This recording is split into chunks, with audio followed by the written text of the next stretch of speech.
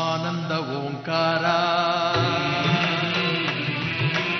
ಆತ್ಮಾನಂದ ಸಾಕಾರ.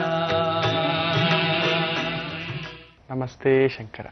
ಸಮಸ್ತ ವೀಕ್ಷಕರಿಗೆ ಎಲ್ಲರಿಗೂ ನನ್ನ ಅಣ್ಣ ತಮ್ಮ ಅಕ್ಕ ತಂಗಿ ಬಂಧು ಪ್ರೀತಿ ವಿಶ್ವಾಸ ಎಲ್ಲವನ್ನ ತೋರಿಸ್ತಿರ್ತಕ್ಕಂಥ ಎಲ್ಲವೂ ಆಗಿರ್ತಕ್ಕಂಥ ನನ್ನ ಆತ್ಮೀಯ ಆತ್ಮ ಬಂಧುಗಳಿಗೆ ಹೊಸ ವರ್ಷದ ಯುಗಾದಿ ಹಬ್ಬದ ಶುಭಾಶಯಗಳು. ಹಬ್ಬ ತುಂಬ ಸಡಗರ ಸಂಭ್ರಮದಿಂದ ಆಚರಿಸ್ಕೊತಿದ್ದೀರಾ. ಇವತ್ತು ಹೊಸತಡಕು, ಆ ಒಂದು ಹೊಸತರವಾದಂಥ ಅಡಿಗೆ, ಹೊಸತರವಾದಂಥ ವಸ್ತ್ರ, ಹೊಸದಾದಂಥ ಏನಾದರೂ ಒಂದು ಯೋಜನೆ ಚಿಂತನೆ ಮಾಡತಕ್ಕಂಥ ಒಂದು ದಿನ. ಕೆಲವ್ರ ಮನೆಯಲ್ಲಿ ಹೊಸತಡಕು ಅಂದರೆ ಏನೇನೋ ಬಾಡೂಟ ಎಲ್ಲ ಮಾಡ್ಕೊಳ್ತೀವಿ. It's your wish. ನಿಮಗೇನು ಇಷ್ಟವೋ ಅದನ್ನು ನಿಮ್ಮ ಸಂಪ್ರದಾಯ ಏನು ಹೇಳುತ್ತೋ ಅದರ ಪ್ರಕಾರವಾಗಿಯೇ ಮಾಡಿಕೊಳ್ಳಿ. ಎಲ್ಲರೂ ತುಂಬ ಖುಷಿಯಾಗಿದ್ದೀರಾ ಅಂತ ಅನ್ಕೋತೇನೆ. ನಿನ್ನೆ ವರ್ಷ ಭವಿಷ್ಯ ಯಾವ ಯಾವ ರಾಶಿಗೆ ಯಾವ ರೀತಿ ಇರುತ್ತೆ ಅನ್ನತಕ್ಕಂಥದ್ದೆಲ್ಲ ಹೇಳಿದ್ದೆ. ಈ ವರ್ಷ ಎಲ್ಲರಿಗೂ ಒಂದು ರೀತಿ ವಿಕ್ರಮ ಆಯಿತು, ವಿಜಯ, ಎಲ್ಲವೂ ಗೆಲುವನ್ನು ತಂದು ಕೊಡ್ತಕ್ಕಂಥ ಒಂದು ಭಾವವಾಗಿರುತ್ತೆ. ಸುಖ ಅನ್ನೋದು 6, ನೆನ್ಪಿಟ್ಕೊಳ್ಳಿ, 6 ಭಾಗ. ದುಃಖವೆನ್ನುವುದು 3 ಭಾಗ. ಅಂದರೆ 60 ರೂಪಾಯಿ ಅಷ್ಟು ಗೆಲುವು, ಬರೀ 30 ರೂಪಾಯಿ ಅಷ್ಟೇ ನೋವು. ಯಾವ ರಾಶಿಯವರಾದರೂ ಆತಂಕಕ್ಕೆ ಒಳಗಾಗ್ಬಿಡಿ. ಅಯ್ಯೋ, ಖರ್ಚು ಇಷ್ಟಿರುತ್ತೋ, ಲಾಭ ಇಷ್ಟೇನಾ, ನಷ್ಟ ಜಾಸ್ತಿ ಇರುತ್ತೋ, ಖರ್ಚು ಜಾಸ್ತಿ ಇರುತ್ತೋ, ಅನಾರೋಗ್ಯ ಜಾಸ್ತಿ ಇರುತ್ತೋ, ಅವಘಡ ಜಾಸ್ತಿ ಇರುತ್ತೋ ಅನ್ನತಕ್ಕಂಥದ್ದು ಆತಂಕಕ್ಕೆ ಒಳಗಾಗಲೇಬೇಡಿ. Be happy. ಭಗವಂತನಿಗೆ ಗೊತ್ತಿದೆ ಯಾರ್ಯಾರಿಗೆ ಎಷ್ಟೆಷ್ಟು ಕೊಡಬೇಕೆನ್ನುವ ಒಂದು ಭಾವ ಕೊಟ್ಟಿಟ್ಟಿದ್ದಾನೆ. ಅದರಿಂದ ಆತಂಕಕ್ಕೆ ಒಳಗಾಗಬೇಡಿ, ಸಮಾಧಾನವಾಗಿರಿ, ನಿಶ್ಚಿಂತೆಯಿಂದಿರಿ. ದಿನನಿತ್ಯದ ಕೆಲಸಗಳನ್ನು ಮಾಡಿಕೊಳ್ಳಿ. ಹೊಸ ವರ್ಷಕ್ಕೆ ಒಂದು ಹೊಸದೊಂದು ಯೋಜನೆ ರೂಪಿಸ್ಕೊಳ್ಳಿ. ಈ ವರ್ಷ ಆದಷ್ಟು ಇದನ್ನು ನಾನು ಮಾಡ್ಕೋತೇನೆ, 1-2 ಮೈಲಿ ಜಾಸ್ತಿ ಓಡ್ತೇನೆ, 1-2 ಪುಸ್ತಕ ಜಾಸ್ತಿ ಓದ್ತೇನೆ, 1-2 ಬಾರಿ ಅಮ್ಮನಿಗೆ ಐ ಲವ್ ಯು ಹೇಳ್ತೇನೆ, ಅಮ್ಮನಿಗೆ ಸಹಾಯ ಮಾಡ್ತೇನೆ, ಸಂಗಾತಿಗೆ ಸಹಾಯ ಮಾಡ್ತೇನೆ, 2 ಪ್ರಮೋಷನ್ಗೆ ಟ್ರೈ ಮಾಡ್ತೇನೆ, 1-2 ಟೆಸ್ಟ್ ಪೇಪರ್ನ ಕ್ಲಿಯರ್ ಮಾಡ್ಕೊಳ್ಳೋಕ್ಕೆ ಪ್ರಯತ್ನ ಮಾಡ್ತೇನೆ. ಈ ರೀತಿ ಒಂದು ಪುಟ್ಟ 2 ಹೆಜ್ಜೆ. ನಿಮ್ಮನ್ನು ನಾನು 200 ಹೆಜ್ಜೆ ಕೇಳ್ತಿಲ್ಲ, 20 ಹೆಜ್ಜೆ ಕೇಳ್ತಿಲ್ಲ. 2 ಹೆಜ್ಜೆ ಹೆಚ್ಚಿಗಿಡಿ. 2 ನಿಮಿಷ ಬೇಗ ಎದ್ದೊಳ್ಳಿ, ಇಲ್ಲ ಅಟ್ಲೀಸ್ಟ್ 20 ನಿಮಿಷ ಬೇಗ ಎದ್ದೊಳ್ಳಿ, 20 ನಿಮಿಷ ಬೇಗ ಮಲಗಿ, 2 ತುತ್ತು ಒಂಚೂರು ಕಡಿಮೆ ತಿನ್ನಿ ರಾತ್ರಿ ಹೊತ್ತು, ಮಧ್ಯಾಹ್ನದ ಹೊತ್ತು 1 ತುತ್ತು ಕಡಿಮೆ ತಿನ್ನಿ, ಬೆಳಿಗ್ಗೆ 2 ತುತ್ತು ಜಾಸ್ತಿ ತಿನ್ನಿ, 2 ಸಿಟಪ್ ಜಾಸ್ತಿ ಮಾಡಿ, 2 ಪುಷಪ್ ಜಾಸ್ತಿ ಮಾಡಿ, 2 ಪುಲ್ಲಪ್ ಜಾಸ್ತಿ ಮಾಡಿ. 2 ಹೆಚ್ಚು ಸ್ನೇಹಿತರನ್ನಾಗಿ ಮಾಡಿಕೊಳ್ಳಿ, 2 ಶತ್ರುಗಳನ್ನು ಕಡಿಮೆ ಮಾಡಿಕೊಳ್ಳಿ, 2 ಬಾಂಧವ್ಯಗಳನ್ನು ಬೆಸೆಯಲು ನೋಡಿ, ಆ 2 ಒಡೆದು ಹೋದ ಮನಸ್ಸುಗಳನ್ನು ಸೇರಿಸಲಿಕ್ಕೆ ಪ್ರಯತ್ನ ಮಾಡಿ. ಇನ್ನು 20 ನಿಮಿಷ ಹೆಚ್ಚಾಗಿ ಪ್ರಾರ್ಥನೆ ಮಾಡಿ, 20 ನಿಮಿಷ ಹೆಚ್ಚಾಗಿ ಧ್ಯಾನ ಮಾಡಿ. ಈ ರೀತಿ ಒಂದು 2 ಹೆಜ್ಜೆ ಅನ್ನತಕ್ಕಂಥದ್ದನ್ನು ಒಂದು ಮನಸ್ಸಿನಲ್ಲಿ ತುಂಬಿಸ್ಕೊಳ್ಳಿ. It's yours. ಏನು ಬೇಕಾದರೂ ಸಾಧಿಸ್ಕೋಬಹುದು. ಈ ವಿಜಯನಾಮ ಯಾರೋ ತಂದು ಕೊಡ್ತಾರಂತೆ ವಿಜಯ, ಯಾರೋ ಬರ್ತಾರಂತೆ, ನಮ್ಗೆ ಯಾರೋ ಬೆನ್ ತಟ್ತಾರಂತೆ, ಅದೆಲ್ಲ ಬೇಡ. ನಾನು ಬೆನ್ ತಟ್ಟವನಾಗ್ತೇನೆ, ನಾನು ಇನ್ನೊಬ್ರಿಗೆ ಆಸರೆ ಕೊಡೋರಾಗ್ತೇನೆ, ನಾನು ಇನ್ನೊಬ್ರಿಗೆ ಏನಾದರೂ ಬೊಗಸೆ ಊಟ ಕೊಡ್ತೇನೆ, ಬೊಗಸೆ ಪ್ರೀತಿ ಕೊಡ್ತೇನೆ, ಬೊಗಸೆ ಧೈರ್ಯ ತುಂಬ್ತೇನೆ ಅನ್ನತಕ್ಕಂಥ ಒಂದು ಭಾವಕ್ಕೊಳಗಾಗಿ ತುಂಬ ಒಳ್ಳೆಯದಾಗ್ತಕ್ಕಂಥದ್ದು ಇರಲಿ. ತುಂಬ ಈ ಒಂದು ಪತ್ರಗಳ ಒಂದು ಭರಾಟೆಯೇ ಬರ್ತಿದೆ. ಸೊ ಕಾರ್ಯಕ್ರಮದ ಆರಂಭದಲ್ಲಿಯೇ ಈ ಒಂದು ಮೊದಲಿಗೆ ಒಂದು ಪತ್ರವನ್ನು ತಗೊಳ್ಳೋಣ. ಯಾರು, ಏನು, ಎಲ್ಲಿಂದ ಮಾಡಿದ್ದಾರೆ ಅಂತಕ್ಕಂಥದ್ದು. ನನ್ನ ಹೆಸರು ಸವಿತಾ, ಉಡುಪಿಯಿಂದ ಪತ್ರ ಬರೀತಿದ್ದೇನೆ ಗುರುಗಳೇ. ನನ್ನ ಅಕ್ಕನ ಹೆಸರು ಸರಿತಾ ಅಂತ. ನಾನು ಅಕೌಂಟೆಂಟ್ ಆಗಿದ್ದೇನೆ, ಆಕೆ ಟೀಚರ್ ಆಗಿದ್ದಾಳೆ. 2 ನಕ್ಷತ್ರ ಒಂದೇ. ಆ ಒಂದು ಕುಂಭರಾಶಿ ಶತಭಿಷ ನಕ್ಷತ್ರ ಒಂದು ಪ್ರಭಾವಕ್ಕೆ ಒಳಗಾಗಿರ್ತಕ್ಕಂಥದ್ದು. ಮುಂದಕ್ಕೆ ಜೀವನ ಹೇಗೆ ಗುರುಗಳೇ? ನಾವು 2007 ಮದುವೆ ಆದೋ. ಹುಡುಗ ಹೆಸರು ಹೇಳೋದಿಲ್ಲ, ನೋವು ಆಗಿಬಿಟ್ಟಿದೆ. ಸೊ ಅವ್ರ ಹೆಸರು ಹೇಳಿ ಅವ್ರಿಗೂ ಯಾಕೆ ಸುಮ್ಮನೆ ಒಂದಿದು. 2 ಅವಳಿ ಜವಳಿ, ಮದುವೆ ಆಗಿರ್ತಕ್ಕಂಥದ್ದು ಅವಳಿ ಜವಳಿಯನ್ನೇ. ಅವರು ಹುಟ್ಟಿರ್ತಕ್ಕಂಥದ್ದು 17 ನವೆಂಬರ್ 1969, 79, 89, ಆಲ್ಮೋಸ್ಟ್ 17-18 ವರ್ಷಗಳ ಅಂತರ. ನೋಡಿ, ನಾನು ಹಾಗಾಗಿ ಹೇಳ್ತಾ ಇರ್ತೇನೆ, ತುಂಬ ವಯಸ್ಸಿನ ಅಂತರದ್ದು ಮದುವೆ ಮಾಡಬೇಡಿ. ಜಸ್ಟ್ 2-3 ಇಯರ್ಸ್ ಡಿಫ್ರೆನ್ಸ್ ಇದ್ರೆ ಪರವಾಗಿಲ್ಲ. Maximum 5 years. ಹುಡುಗಿ ನಿಮ್ಗಿಂತ 5 ವರ್ಷ ದೊಡ್ಡವಳು, ಇಲ್ಲ ಹುಡುಗ ನಿಮ್ಗಿಂತ ಒಂದು 5 ವರ್ಷ ದೊಡ್ಡವನು, ಪರವಾಗಿಲ್ಲ. ಅದಕ್ಕೆ ಮೇಲೆ ಹೋದಾಗ ಅಲ್ಲೆಲ್ಲೋ ಒಂಚೂರು ಸ್ತರಗಳು ಏರುಪೇರು ಆಗ್ತಕ್ಕಂಥದ್ದು. ಇಷ್ಟು ದೊಡ್ಡ ಒಂದು more than 7 years it is not at all acceptable. ಅಲ್ಲಿ ವಯಸ್ಸಿನ ಅಂತರ, ಭಾವುಕತನದ ಅಂತರ, ಭಾವನೆಗಳ ಅಂತರ, ಅದೇ ಆಗಿರ್ತಕ್ಕಂಥ ಒಂದು ಭಾವ.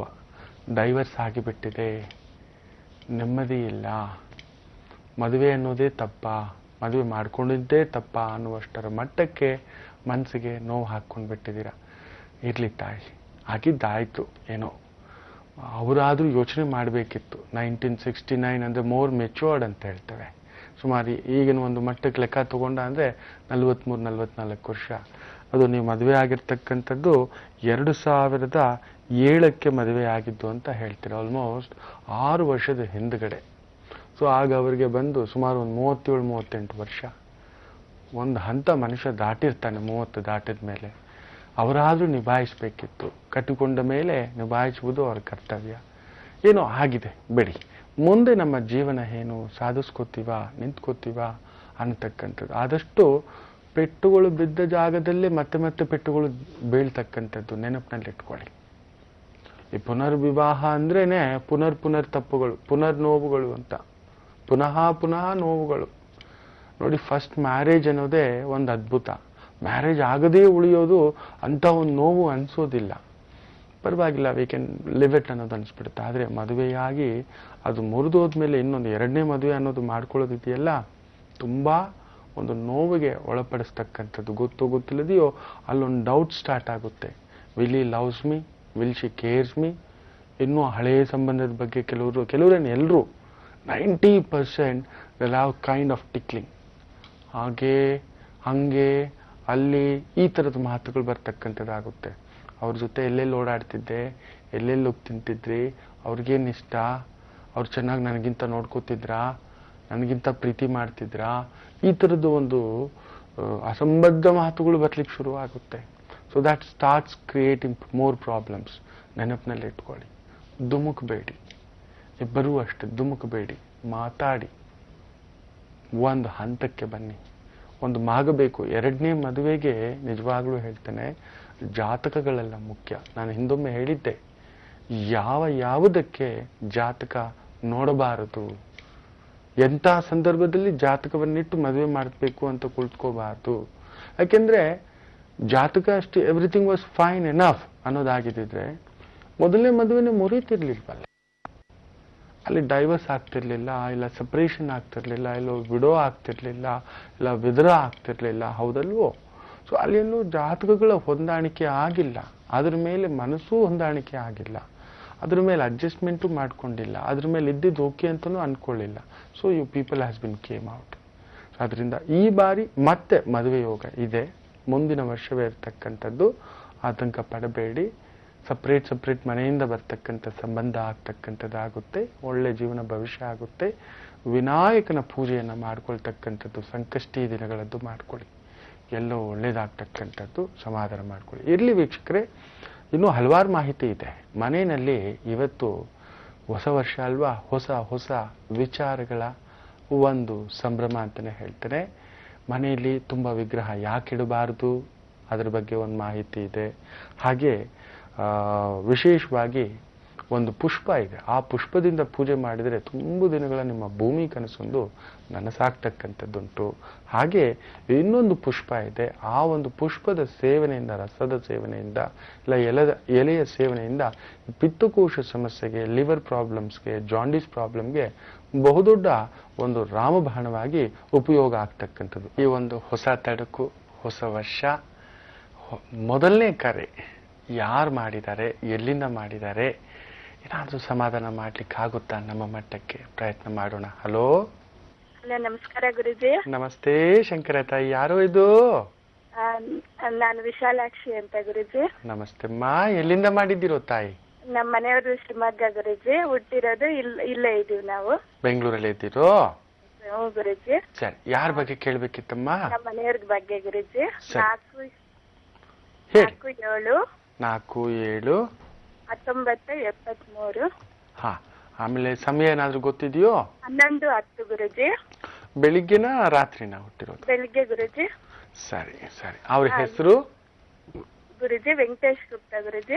ವೆಂಕಟೇಶ್ ಗುಪ್ತಾ. ನೋಡಿ, ನಾನು ನೂರಾರು ಬಾರಿ ಹೇಳಿದ್ದೇನೆ, ಕೆಲವು ವರ್ಷಗಳಲ್ಲಿ ಹುಟ್ಟಿರ್ತವೆ, ಪ್ರತಿಯೊಂದು ವರ್ಷದಲ್ಲೂ ಏನಾದ್ರೂ ಒಂದು ಕೊರತೆ ಇದ್ದೇ ಇರುತ್ತೆ. ಆದ್ರೆ ಕೆಲವು ವರ್ಷಗಳಲ್ಲಿ ಮಾತ್ರ ಕೆಲವೊಂದು ಗ್ರಹಗಳು ನೀಚ ವಕ್ರ ಈ ತರದೊಂದು ಪ್ರಭಾವ ಇರುತ್ತೆ. ಸೊ 1973 ಅಂದ್ರೇನೆ ಗುರು ನೀಚನಾಗಿರತಕ್ಕಂಥದ್ದು. ಅದರಲ್ಲೂ ಜೂನ್ ಜುಲೈ ಆಸುಪಾಸಿನಲ್ಲಿ ವಕ್ರನಾಗಿರತಕ್ಕಂಥ ಒಂದು ಭಾವ. ಗುರು ಅಂದ್ರೇನೆ ಕುಟುಂಬ, ಗುರು ಅಂದ್ರೇನೆ ಮಕ್ಕಳು, ಗುರು ಅಂದ್ರೇನೆ ಹಣಕಾಸು, ಗುರು ಅಂದ್ರೇನೆ ನೆಮ್ಮದಿ, ಗುರು ಅಂದ್ರೇನೆ ಒಂದು ರೀತಿ ಕುಟುಂಬ ಅನ್ನತಕ್ಕಂಥದ್ದು. ಪ್ರೀತಿ, ಪ್ರೇಮ, ಅನುಬಂಧ, ಆರೋಗ್ಯ, ಓಡಾಟ ಇವೆಲ್ಲವುಗಳಲ್ಲೂ ನೋವಾಗಿ ಬಿಟ್ಟಿದೆ ಅನ್ನತಕ್ಕಂಥದ್ದು ತೋರಿಸ್ತಿದೆ. ಹೌದೋ ಅಲ್ವೋ? ಹೌದು ಗುರುಜಿ. ನಂಬಿ ಎಲ್ಲ ದುಡ್ಡು ಒಡವೆ ನನ್ನದು ಎಲ್ಲ ಕೊಟ್ಟಿದ್ದಾರೆ ಗುರುಜಿ. 3 ವರ್ಷ ಆಯ್ತು. ತುಂಬಾ ಸತಾಯಿಸ್ತಾ ಇದ್ದಾರೆ ಅವರು. ನೀವ್ ಅವಾಗ ಹೇಳ್ತಾ ಇರ್ತೀರಾ ನೀವು ದಡ್ಡಪ್ಪರು ಅಂತ. ಹೌದಮ್ಮ, ಹೌದು. ಗುರು ನೀಚ ಅಂದ್ರೇನೆ ಯಾರು ಬೇಕಿಲ್ಲ, ಜೊತೆಲಿರೋರೆ ಬೆನ್ನಿಗೆ ಚೂರಿ ಹಾಕ್ಬಿಡ್ತಾರೆ ತಾಯಿ. ಯಾರದೇ ಜಾತಕದಲ್ಲಿ ಈ ಒಂದು ಗುರು ನೀಚನಾಗಿರ್ತಕ್ಕಂತಹವರು ಯಾರ ಜೊತೆಯಲ್ಲೂ ಪಾಲುದಾರಿಕೆ ಮಾಡಬಾರ್ದು, ನನ್ನನ್ನು ನಂಬಾರ್ದು. ಅಂದರೆ ಗುರುವಾದವನು ಕೂಡ ಮೋಸ ಮಾಡಿಬಿಡುತ್ತಾನೆ ಅನ್ನತಕ್ಕಂಥದ್ದು ಆ ಒಂದು ಭಾವ. ಜೊತೆಯಲ್ಲಿದ್ದವರೇ, ಕುಟುಂಬದವರೇ, ಆತ್ಮೀಯರೇ, ಇನ್ನೇನೋ ಹೊರಗಡೆಯಿಂದ ಅನ್ನತಕ್ಕಂಥದ್ದಲ್ಲ. ವರ್ಷಗಟ್ಟಲೆ ಜೊತೆಯಲ್ಲಿ ಇದ್ದು ಆತ್ಮೀಯವಾಗಿದ್ದು ಪ್ರೀತಿ ಪ್ರೇಮ ಅನುಬಂಧ ಅಂದುಕೊಂಡಿರ್ತಕ್ಕಂಥವರು ಬಹುದೊಡ್ಡ ಪೆಟ್ಟನ್ನ ಬೀಸಿಸ್ತಕ್ಕಂಥದ್ದಾಗಿಬಿಡುತ್ತೆ ಅಂತ ಹೇಳ್ತೇವೆ. ಅಂಥದ್ದಾಗಿದೆ. ಅದರಲ್ಲೂ ಆ ಗುರು ಬೇರೆ ವಿಶೇಷವಾಗಿ ಚಂದ್ರ ನಕ್ಷತ್ರವಾಗಿದ್ದು, ಆ ಚಂದ್ರ 12ನೇ ಮನೆ. ದುಡ್ಡು ತಗೊಂಡು ಓಡೋಗ್ತಾನೆ. ಯಾರಿಗೆ ದುಡ್ಡು ಕೊಟ್ಟಿರ್ತೀರೋ, ಯಾರಿಗೆ ಸಹಾಯ ಮಾಡಿರ್ತೀರೋ ಓಡೋಗಿ ಬಿಡುತ್ತಾನೆ ಅನ್ನತಕ್ಕಂಥದ್ದು. ಹೌದೋ ಅಲ್ವೋ? ಹೌದು ಗುರುಜಿ. ಸರಿ ಸರಿ ಸರಿ. ಆತಂಕ ಪಡಬೇಡಿ. ಕೋದಂಡ ರಾಹು ಈ ಒಂದು ಜಾತಕದಲ್ಲಿ ಏನೂ ಇಲ್ಲದಿರತಕ್ಕಂಥವರು ಕೂಡ ಥಟ್ಟಂತ ಮೇಲೆ ಕೆದ್ದು ನಿಂತತಕ್ಕಂಥ ಒಂದು ಅಧಿಕಾರ, ಅಂತಸ್ತು, ಸ್ಟೇಟಸ್, ಪೊಸಿಷನ್ ಬರಬೇಕು, ಕೊಡಬೇಕು, ಆಗುವುದು. ಏನು ಯೋಚನೆ ಮಾಡಬೇಡಿ. ಆ ಒಂದು ಗುರು ವಕ್ರನಿಗೆ, ಗುರು ದೋಷಕ್ಕೆ, ಗುರು ಬೇರೆ ಚಂದ್ರ ನಕ್ಷತ್ರದಲ್ಲಿದ್ದು ಆ ಚಂದ್ರ 12ನೇ ಮನೆಯಲ್ಲಿರೋದ್ರಿಂದ ಆ ರಾಹುವನ್ನ ಧರಿಸಿಕೊಳ್ಳಿ. ಚಂದ್ರ ಅತ್ತೆಯಾದರೆ ಶುಕ್ರ ಸೊಸೆಯಾಗ್ತಾರೆ. ಇವರ ಜಾತಕದಲ್ಲಿ ಶುಕ್ರ ಚೆನ್ನಾಗಿರೋದ್ರಿಂದ ಆ ಒಂದು ಶುಕ್ರ ಪರಿಚಯಲ್ಲಿರ್ತಕ್ಕಂಥ ರಾಹುವನ್ನ, ಒಂದು ರಾಹು ಯಂತ್ರವನ್ನ ಕುತ್ತಿಗೆಯಲ್ಲಿ ಧರಿಸಲಿಕ್ಕೆ ಹೇಳಿ. ಆದಷ್ಟು ರಾಹು ಅಂದ್ರೇನೆ ದುರ್ಗಾ, ಚಂಡಿಕಾ, ಕಾಳಿಕಾ, ಭದ್ರಕಾಳಿಕಾ, ರಾಜರಾಜೇಶ್ವರಿ, ಮಾರಿಯಮ್ಮ, ಕರುಮಾರಿಯಮ್ಮ, ರೇಣುಕಾದೇವಿ, ಯಲ್ಲಮ್ಮ ದೇವಿ, ಮಾರಿಕಾಂಬ ದೇವಿ, ಬನಶಂಕರಿ ದೇವಿ ಅಂತ ಮಾತು ಹೇಳ್ತೇವೆ. ಪಾರ್ವತಿ ಅಂಶ ಇರತಕ್ಕಂಥ ದೇವಿ ದೇವಸ್ಥಾನಗಳು, ಅದು ನಿಮಿಷಾಂಬ ಇರಬಹುದು, ಪ್ರಸನ್ನಾಂಬಿಕಾ ಇರಬಹುದು, ಪ್ರಸನ್ನ ಮೀನಾಕ್ಷಿ ಇರಬಹುದು, ಇಲ್ಲ ಕ್ಷಣಾಂಬಿಕಾ ದೇವಿ ಇರಬಹುದು. ಒಮ್ಮೆ ಆಯ್ತು ಅಂದ್ರೆ ಅಲ್ಲಿ ಹೋಗಿ ಬಾಗಿನ ಕೊಟ್ಟು ತಾಂಬೂಲ ಕೊಟ್ಟು ಆ ದೇವಿಗೆ ವಿಶೇಷವಾಗಿ ಏನಾದರೂ ಒಂದು ಮಹಾಸಂಕಲ್ಪ ಪೂಜೆ ನಿಮಿಷಾಂಬ ಕ್ಷೇತ್ರದಲ್ಲಿ ತುಂಬ ವಿಶೇಷ. ಒಂದ್ಸಲಿ ಹೋಗಿ ಮಾಡಿಸ್ಕೊಂಡು ಬನ್ನಿ. ಈ ಒಂದು ಮೇ 20-25 ನಂತರ ಇವರ ಒಂದು ನವಾಂಶದಲ್ಲಿ ಇರತಕ್ಕಂತಹ ಗುರು ಮಿಥುನ ರಾಶಿ ಪ್ರಭಾವ. ಸೊ ಅಲ್ಲಿಗೆ ಗುರು ಬರತಕ್ಕಂಥದ್ದಾಗುತ್ತೆ. 101% there will be a major changes and happenings will takes care. ದಯವಿಟ್ಟು ನೆಮ್ಮದಿಯಾಗಿ ಹೋಗಿ, ಆತಂಕ ಪಡಬೇಡಿ. ನಾ ಹೇಳಿರ್ತಕ್ಕಂಥದ್ದು ಇಷ್ಟು ಮಾಡ್ಕೊಳ್ಳಿ, ಒಳ್ಳೆದಾಗುತ್ತೆ. ಇರ್ಲಿ ವೀಕ್ಷಕರೇ, ತುಂಬ ಗಾಬರಿ ಬಿದ್ದುಬಿಡ್ತೀರಾ. ಹೊಸ ವರ್ಷವೂ ಕಣ್ಣೀರಾ? ನೋಡಿ, ಒಂದು ನೆನ್ಪಿಟ್ಕೊಳ್ಳಿ, ನೀವು ಆನಂದ ಬಾಷ್ಪ ಹಾಕಿಕೊಂಡರೂ ಕ್ಷಣಿಕ, ಕಣ್ಣೀರು ದುಃಖದ ಕಣ್ಣೀರು ಹಾಕಿಕೊಂಡರೂ ಕ್ಷಣಿಕ. ನೀವು ಕ್ಷಣಿಕ, ನಾನು ಕ್ಷಣಿಕ. ಆಗಲಿ, ಕಳೆದುಕೊಳ್ಳಲು ನೀನೇನನ್ನೂ ತಂದಿರುವೆ ಅನ್ನತಕ್ಕಂಥ ಮಾತನ್ನು ನಾನು ಯಾವಾಗಲೂ ಹೇಳ್ತಿರ್ತೇನೆ. ಅಂದರೆ ನಾವೇನು ತಗೊಬಂದಿಲ್ಲ, ಬರಿಗೈಯಲ್ಲಿ ಅಮ್ಮನ ಹೊಟ್ಟೆನಲ್ಲಿ ಬೆಚ್ಚಗೆ ಮಲಗಿ ಹೊರಗಡೆ ಬರ್ತೀವಿ, ಹಾಗೆ ಹೋಗೋದು. ನಗ್ನವಾಗಿ ಬರ್ತೇವೆ, ನಗ್ನವಾಗಿ ಹೋಗ್ತೇವೆ. ಆದರೂ ಕೂಡ ಈ ನಡುವೆ, ಆ ಒಂದು ಹುಟ್ಟು ಸಾವಿನ ನಡುವೆ ಒಂದು ಬದುಕು ಅಂತಿದೆ. ಆ ಬದುಕಿನ ವಿಚಿತ್ರವಾದಂಥ ಒಂದು ಸರಮಾಲೆಯಲ್ಲಿ ಅಯ್ಯೋ ಹೆಂಗಪ್ಪೋ, ಏನಪ್ಪ ಮೋಸ ಹೋಗ್ಬಿಟ್ವಾ ಅಂತ ದುಃಖ ಪಡ್ತೀವಿ. ಗೆದ್ದಾಗ ಖುಷಿ ಪಡ್ತೀವಿ. ಏನಕ್ಕೂ ಅತೀತರಾಗಬೇಡಿ, ಏನೂ ಆಗುವುದಿಲ್ಲ. ಯಾವ ತೊಂದರೆಗಳು ಶಾಶ್ವತವಾಗಿ ನಿಲ್ಲುವುದಿಲ್ಲ. ಎಂತಹ ಕಾರ್ಕೋಟಕ ಕತ್ತಲೆಯೂ ಕೂಡ, ಕಗ್ಗತ್ತಲು ಕೂಡ ಹೊರಟು ಹೋಗುತ್ತೆ. ಹೋಗಲೇಬೇಕು. ಆ ಬೆಳಕು ಅಷ್ಟೆ, ತುಂಬ ಹೊತ್ತು ನಿಲ್ಲೋಲ್ಲ, ಅದು ಹೋಗಿ ಕತ್ತಲು ಬರಬೇಕು ಅನ್ನತಕ್ಕಂಥದ್ದು. ಆತಂಕ ಪಡಬೇಡಿ. ಹೊಸ ವರ್ಷ, ಹೊಸ ಜೀವನ, ಹೊಸ ಬದುಕು ಅನ್ನತಕ್ಕಂಥದ್ದು ಅಂದುಕೊಳ್ಳಿ. ಇರಲಿ ವೀಕ್ಷಕರೇ, ನಾನು ಆಗಲೇ ಹೇಳ್ತಿದ್ದೆ, ಇವತ್ತಿನಿಂದ ತುಂಬ ವಿಶೇಷವಾದಂಥ ಮಾಹಿತಿಗಳು ಭಂಡಾರ ನಿಮಗೆ ದೊರಕತಕ್ಕಂಥದ್ದು. ಅದರಲ್ಲಿ ಇವತ್ತು ಶುಕ್ರವಾರ. ಎಷ್ಟೋ ಜನಕ್ಕೆ ಗೊತ್ತಿಲ್ಲ, ಮನೆಯಲ್ಲಿ ತುಂಬ ಈ ವಿಗ್ರಹಗಳು, ಫೋಟೋಸು ಇಟ್ಕೊಂಡ್ಬಿಟ್ಟಿರ್ತೀರ. ಅಜ್ಜ ಕೊಟ್ಟುದು ಗುರುಗಳೇ ಅಂತ ಹೇಳಿಬಿಟ್ಟು, ಅಜ್ಜಿ ಕೊಟ್ಟಿದ್ದು, ಅಣ್ಣ ಕೊಟ್ಟಿದ್ದು, ದೊಡ್ಡಮ್ಮ ಕೊಟ್ಟಿದ್ದು, ದೊಡ್ಡಪ್ಪ ಕೊಟ್ಟಿದ್ದು, ಅಕ್ಕ ಕೊಟ್ಟಿದ್ದು, ಅಪ್ಪ ಕೊಟ್ಟಿದ್ದು, ಅಮ್ಮ ತಂದಿದ್ದು, ಅಮ್ಮ ಬದ್ರಿಗೆ ಹೋಗಿತ್ತು, ಅಪ್ಪ ಕೇದಾರ್ನಾಥ್ ಹೋಗಿತ್ತು, ಇನ್ನೊಬ್ರು ಹರಿದ್ವಾರ್ ಹೋಗಿದ್ರು, ಇನ್ನೊಬ್ರು ಕಾಶಿಗೆ ಹೋಗಿದ್ರು, ಇನ್ನೊಬ್ರು ರಾಮೇಶ್ವರಕ್ಕೆ ಹೋಗಿದ್ರು, ಇನ್ನೊಬ್ರು ತಿರುಮಲ ಹೋಗಿದ್ರು, ಇನ್ನೊಬ್ರು ಕಂಚಿಗೆ ಹೋಗಿದ್ರು, ಇನ್ನೊಬ್ರು ತಿರುಚಿಗೆ ಹೋಗಿದ್ರು, ಇನ್ನೊಬ್ರು ಮಧುರೆ ಮೀನಾಕ್ಷಿಗೆ ಹೋಗಿದ್ರು, ಇನ್ನೊಬ್ರು ನಿಮಿಷಾಂಬ ಹೋಗಿದ್ರು, ಇನ್ನೊಂದು ಚಾಮುಂಡೇಶ್ವರಿ ಹೋಗಿದ್ದು. ಈ ಥರ ಹೋದ ಕಡೆಯೆಲ್ಲ ಒಂದೊಂದು ವಿಗ್ರಹ, ಶಾಲಿಗ್ರಾಮ ಇದೆಲ್ಲ ತಗೊಬಂದು ತುಂಬಿಸಿಟ್ಕೊಬಿಟ್ಟಿರ್ತೀರ. ಮನೆಯಲ್ಲಿ ತುಂಬ ವಿಗ್ರಹಗಳು, ಫೋಟೋಸು ಇಟ್ಟು ಪೂಜೆ ಮಾಡಲೇಬಾರದು. ಅದರಲ್ಲೂ ಮುಖ್ಯವಾಗಿ ಉಗ್ರವಾದ ದೇವರ ಫೋಟೋ, ವಿಗ್ರಹ ಇಟ್ಟು ಪೂಜೆ ಮಾಡಲೇಬಾರದು, ಇಡಲೇಬಾರದು. ಹುಲಿ ಮೇಲೆ ಕುಳಿತಿರ್ತಕ್ಕಂಥ ಚಾಮುಂಡೇಶ್ವರಿ, ರೌದ್ರ ಭಯಾನಕವಾಗಿರತಕ್ಕಂಥ ಕಾಳಿಕಾ ಪರಮೇಶ್ವರಿ, ಆ ಭದ್ರಕಾಳಿ, ಶರಬೇಶ್ವರ, ಈ ಥರದ್ದೆಲ್ಲ ತಗೊಂಬಂದು ಮನೆಯಲ್ಲಿಟ್ಟು ಪೂಜೆ ಮಾಡಬಾರ್ದು. ಆ ಉಗ್ರ ರೂಪ ನರಸಿಂಹಸ್ವಾಮಿಯ ಒಕ್ಕಲುತನವಾಗಿ ಇದ್ರೂ ಕೂಡ ನಿಮ್ಮ ಮನೆಗೆ ಆಗಿ ಬರುತ್ತಾ, ನರಸಿಂಹಸ್ವಾಮಿಯನ್ನಿಟ್ಟು ಪೂಜೆ ಮಾಡಿಕೊಳ್ಳುವ ಶಕ್ತಿ ಇದೆಯಾ ಅನ್ನತಕ್ಕಂಥ ಮೊದಲಿಂದಲೂ ಬಂದಿದೆಯಾ ಸಂಪ್ರದಾಯ ಅನ್ನೋದಾದ್ರೆ ಇಟ್ಟು ಪೂಜೆ ಮಾಡಬಹುದು. ಇಲ್ಲ, ನಾವು ನರಸಿಂಹಸ್ವಾಮಿ ಒಕ್ಕಲು, ಯಾರೋ ಹೇಳಿದ್ರು ಇಟ್ಕೋಬಿಡ್ಬೇಕು, ಮೊದಲಿಂದಲೂ ಆ ಆಚಾರ ಇಲ್ಲ, ತಗೋಬಂದು ಇಟ್ರೆ ಸರ್ವನಾಶವೇ ಸುಟ್ಟಾಕಿ ಬಿಡುತ್ತೆ. ಎಲ್ಲ ವಿಗ್ರಹಗಳಲ್ಲೂ ಪೂಜೆಗೆ ಮೊದಲು ಶಕ್ತಿ ಇರುವುದಿಲ್ಲ. ಪೂಜೆಗೆ ತಂದಿಟ್ಟ ಮೇಲೆ ಅದಕ್ಕೆ ಜೀವ ತುಂಬಿಸ್ತಾ ಹಾಗೆ. ತುಂಬ ಒಂಥರ ಗಾಡಿಗೆ ಜೀವ ಇರೋದಿಲ್ಲ, ಲೈಸೆನ್ಸ್ ತಗೋಬಿಟ್ಟ ಹಾಗೆ. ಯಾರು ಆಕ್ಸಿಡೆಂಟ್ ಮಾಡಿದ್ರು ನಿಮ್ಮನ್ನೇ ಅರೆಸ್ಟ್ ಮಾಡೋದು ನೆನ್ಪಿಟ್ಕೊಳ್ಳಿ. ನಿಮ್ಮ ಗಾಡಿಗೆ ನಿಮ್ಮ ಹೆಸರಲ್ಲಿ ರಿಜಿಸ್ಟ್ರೇಷನ್ ಇದ್ರೆ. ಅಂದರೆ ನಿಮ್ಮ ಮನೆಯಲ್ಲಿ ತಂದಿಟ್ಟಿರ್ತಕ್ಕಂಥ ವಿಗ್ರಹಗಳು ಕೊಡೋ ಪೆಟ್ಟು, ಆಕ್ಸಿಡೆಂಟು ನಿಮಗೆ ಇಂಪ್ಯಾಕ್ಟು. ಗಾಡಿ ಯಾರ ಕೈಗೆ ಕೊಟ್ಟರೆ, ಯಾರೋ ಡ್ರೈವರ್ ತೊಗೊಂಡೋಗಿ ಓಡಿಸ್ತಾ ಗುದ್ದದ ನಿಮ್ಮ ಮೇಲೇನೆ ಬರೋದು. ನೀವು ಗುದ್ದಿದ್ರು ನಿಮ್ಮ ಮೇಲೇನೆ, ನೀವು ಗುದ್ದದೆ ಬೇರೆಯವ್ರು ಗುದ್ದಿದ್ರು ನಿಮ್ಮ ಮೇಲೆಗೆ. This is how the rule works. ಅಂದರೆ ತುಂಬ ವಿಗ್ರಹಗಳನ್ನು, ಫೋಟೋಗಳನ್ನು ಮನೇಲಿ ತಂದಿಟ್ಕೋಬಾರ್ದು. ರಾಹು ಪ್ರಭಾವ ಶುರುವಾಗಿ ಬಿಡ್ತಾವೆ. ಅಲ್ಲಿ ಒಂದು ರೀತಿ ಮನೆ ಬಂದು ವಿಶೇಷವಾಗಿ ವಿಚಿತ್ರವಾದಂಥ ವಾತಾವರಣಗಳು ಶುರುವಾಗ್ತಕ್ಕಂಥದ್ದು. ಅತಿ ಮುಖ್ಯವಾಗಿ ತುಂಬ ವಿಗ್ರಹ, ಫೋಟೋಸ್ ಇದ್ರೆ ಏನಾಗುತ್ತೆ ಗೊತ್ತಾ? ವೈರಾಗ್ಯ ತುಂಬೋಗುತ್ತೆ, ಶುಭ ಕಾರ್ಯಗಳು ವಿಘ್ನವಾಗುತ್ತೆ, ಮನೆಯಲ್ಲಿ ಹಬ್ಬಗಳಾಗಲ್ಲ, ಶುಭ ಕಾರ್ಯಗಳಾಗುತ್ತಿಲ್ಲ, ಉಪನಯನ, ಮುಂಜಿ, ಯಾವ ಕಾರ್ಯಗಳಿಗೂ ಕಿರಿಕಿರಿ. ಎಲ್ಲರೂ ಒಳ್ಳೆಯವರು, ಎಲ್ಲರೂ ವಾದ ಮಾಡೋದೆ, ನಾನು ಹೇಳಿದ್ದೆ ಸರಿ, ನಾನು ಮಾಡಿದ್ದೆ ಸರಿ ಅನ್ನತಕ್ಕಂಥ ಭಾವ. ಅಪಮೃತ್ಯುಗಳು, ಅವಘಡಗಳು, ಆಕ್ಸಿಡೆಂಟ್ಗಳು, ರಾಮ ಒಂದ ಎರಡ. ವಿಶೇಷವಾದಂಥ ಭರಣಿ ನಕ್ಷತ್ರ ಶುಕ್ರವಾರವೇ ಬಿತ್ತಿದೆ. ಅದು ಗುರೂಜಿ ವಿಶೇಷವಾದ ಮಾಹಿತಿಗಳು ಕೊಡ್ತಿದ್ದಾರೆ ಏನಪ್ಪ ಅಂತ ಅನ್ಕೋಬೇಡಿ. ಖಂಡಿತ ಎಲ್ಲೋ ನಮಗೆ ಗೊತ್ತಿಲ್ಲದೆಯೇ ಒಂದು ಪುಟ್ಟ ತಪ್ಪುಗಳು, it's not a very big mistakes, ನಮಗೆ ಬಹುದೊಡ್ಡ ಸಮಸ್ಯೆಗಳು ತಂದೊಡ್ತಾ ಇರ್ತವೆ. ಅದನ್ನು ಒಂದು ಸಣ್ಣ ತಪ್ಪುಗಳು ಕರೆಕ್ಟ್ ಮಾಡ್ಕೊಬಿಟ್ರೆ ಸಾಕು.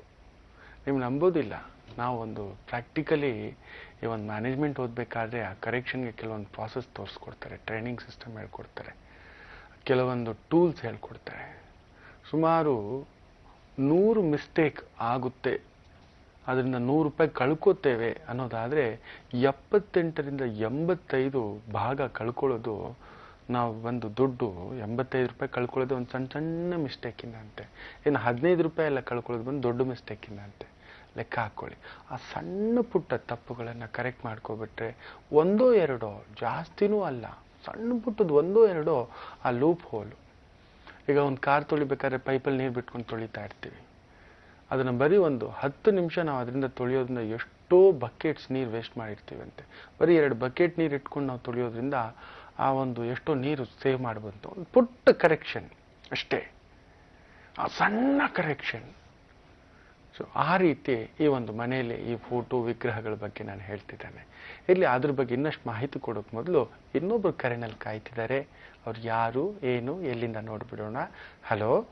ಹಲೋ, ನಮಸ್ಕಾರ ಸರ್. ನಮಸ್ತೆ ಶಂಕರ. ನಮಸ್ತೆ ಗುರುಜಿ. ಬಹಳ ದಿವಸದಿಂದ ಟ್ರೈ ಮಾಡ್ತಿದ್ವಿ, ಇವತ್ತು ಸಿಗ್ತಾ ಇದೆ ನಿಮ್ಗೆ ಲೈನು. ಆಗ್ಲಿ ಆಗ್ಲಿ, ಇರ್ಲಿ ಸ್ವಾಮಿ. ತಮ್ಮ ಹೆಸರು? ಶ್ರೀಧರ್ ಅಂತ ಹೇಳಿ ಸರ್. ಶ್ರೀಧರ್, ಎಲ್ಲಿಂದ ಕರೆ ಮಾಡ್ತಿದ್ದೀರಾ? ಚಿತ್ರದುರ್ಗದಿಂದ ಕರೆ ಮಾಡ್ತಿದ್ದೀವಿ ಸರ್. ಸರಿ, ಯಾರ ಬಗ್ಗೆ ಕೇಳಬೇಕಿತ್ತು? ಗುರುಜಿ ನನ್ನ ಬಗ್ಗೆನೇ ಕೇಳಬೇಕಿತ್ತು. ಸರಿ, ಡೇಟ್ ಆಫ್ ಬರ್ತ್ ಹೇಳಿ. 12/8/1975. 75. ಸಮಯ? ಸೋಮವಾರ ರಾತ್ರಿ, ಮಂಗಳವಾರ ಬೆಳಗಿನ ಜಾವ 5 ಗಂಟೆ 9 ನಿಮಿಷ. 5 ಗಂಟೆ 9 ನಿಮಿಷ. ಚಿತ್ರದುರ್ಗವೇ ಹುಟ್ಟಿದ್ದು? ಹೌದು. ಅಲ್ಲ ಗುರುಜಿ, ಹರಿಹರದಲ್ಲಿ ಹುಟ್ಟಿದ್ದು. ಹರಿಹರದಲ್ಲಿ ಹುಟ್ಟಿದ್ದು. ಸರಿ. ಕಟಕ ಲಗ್ನ ಸಂಜಾತರು. ಆ ಒಂದು ಗುರು, ಶನಿ, ವಿಶೇಷವಾಗಿ ಸೂರ್ಯ ಕೇಂದ್ರ ಭಾವದಲ್ಲಿರ್ತಕ್ಕಂಥದ್ದು. ಬುಧ, ಶುಕ್ರ ಕುಟುಂಬ ಭಾವ. ಶುಕ್ರ ಬೇರೆ ವಕ್ರ. 1ರಿಂದ 12ರ ಒಳಗಡೆ ಒಂದು ಸಂಖ್ಯೆ ಹೇಳಿ. 9. 9. ಶುಕ್ರ ಅಂದ್ರೇನೆ ವಿಶೇಷವಾಗಿ ಧನ ಸಂಪಾದನೆ, ವಿಶೇಷವಾದಂಥ ಗತ್ತು, ಗೈರತ್ತು, ಸ್ಟೇಟಸ್ಸು ಅನ್ನತಕ್ಕಂಥ ಮಾತು ಹೇಳ್ತೇವೆ. ಆ ಶುಕ್ರನೇ ವಕ್ರನಾದಾಗ ಅದರಲ್ಲೂ ಕುಟುಂಬ ಭಾವ, ಶುಕ್ರ ಅನ್ನೋ ಸಂಗಾತಿ ಕೂಡ ಹೇಳ್ತೇವೆ. ಎಲ್ಲೋ ಸಂಗಾತಿ ವಿಚಾರ, ದಾಂಪತ್ಯ ವಿಚಾರ, ಕುಟುಂಬ ವಿಚಾರ, ಹಣಕಾಸು ವಿಚಾರ, ಉದ್ಯೋಗ ವಿಚಾರದಲ್ಲಿ ನೋವುಗಳು ಪದೇ ಪದೇ ಮೇಲಿಂದ ಆಗಬೇಕೆನ್ನುವುದು ತೋರಿಸ್ತಿದೆ. ಹೌದು ಅಲ್ವೋ ಸ್ವಾಮಿ? ಹೌದು ಗುರುಜಿ. ಏನ್ ಕೆಲಸ ಇದೆ, ಕೆಲಸ ಅಂತ ಟೈಲರಿಂಗ್ ಮಾಡ್ತಾ ಇದ್ದೀನಿ ಗುರುಜಿ. ನಾನು ಕೆಲಸ ಏನೋ ತುಂಬಾ ಇದೆ, ಬಟ್ ಕೆಲಸಗಳು ಸಾಕ್ತಾ ಇಲ್ಲ ಗುರುಜಿ. ಅತಿ ಮುಖ್ಯವಾಗಿ ನಿಮಗೆ ನೋಡಿ, ಲಗ್ನದಲ್ಲಿ ಶನಿ ಭಾವ ಯಾವಾಗ್ಲೂ ಪರಿಶ್ರಮ, ಕೆಲಸಗಾರರು ಕೈ ಕೊಡ್ತಾರೆ.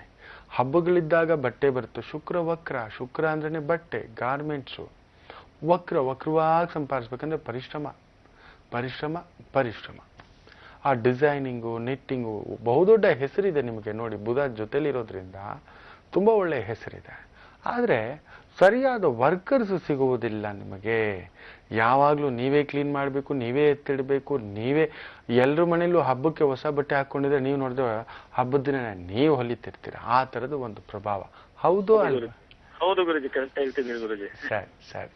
ಈ ಶುಕ್ರ ವಕ್ರನಿಗೆ ಏನ್ ಮಾಡಿ ಅಂದ್ರೆ, ಯಾರಾದರೂ ಹೆಣ್ಮಕ್ಳಿಗೆ ಟ್ರೈನಿಂಗ್ ಕೊಡಿ, ಅಂಗಡಿನಲ್ಲಿ ಕೆಲಸಕ್ಕೆ ಇಟ್ಕೊಳ್ತಕ್ಕಂಥದ್ದು ಮಾಡಿ. ನಿಮ್ಮ ಸಂಗಾತಿ, ನಿಮ್ಮ ಹೆಂಡತಿಗೆ ಈ ಥರ ಒಂದು 2-3 ಟ್ರೈನಿಂಗ್ ಕೊಡ್ತಕ್ಕಂಥದ್ದು, ಅವ್ರು ಅದನ್ನು ನಿಭಾಯಿಸ್ತಕ್ಕಂಥದ್ದು.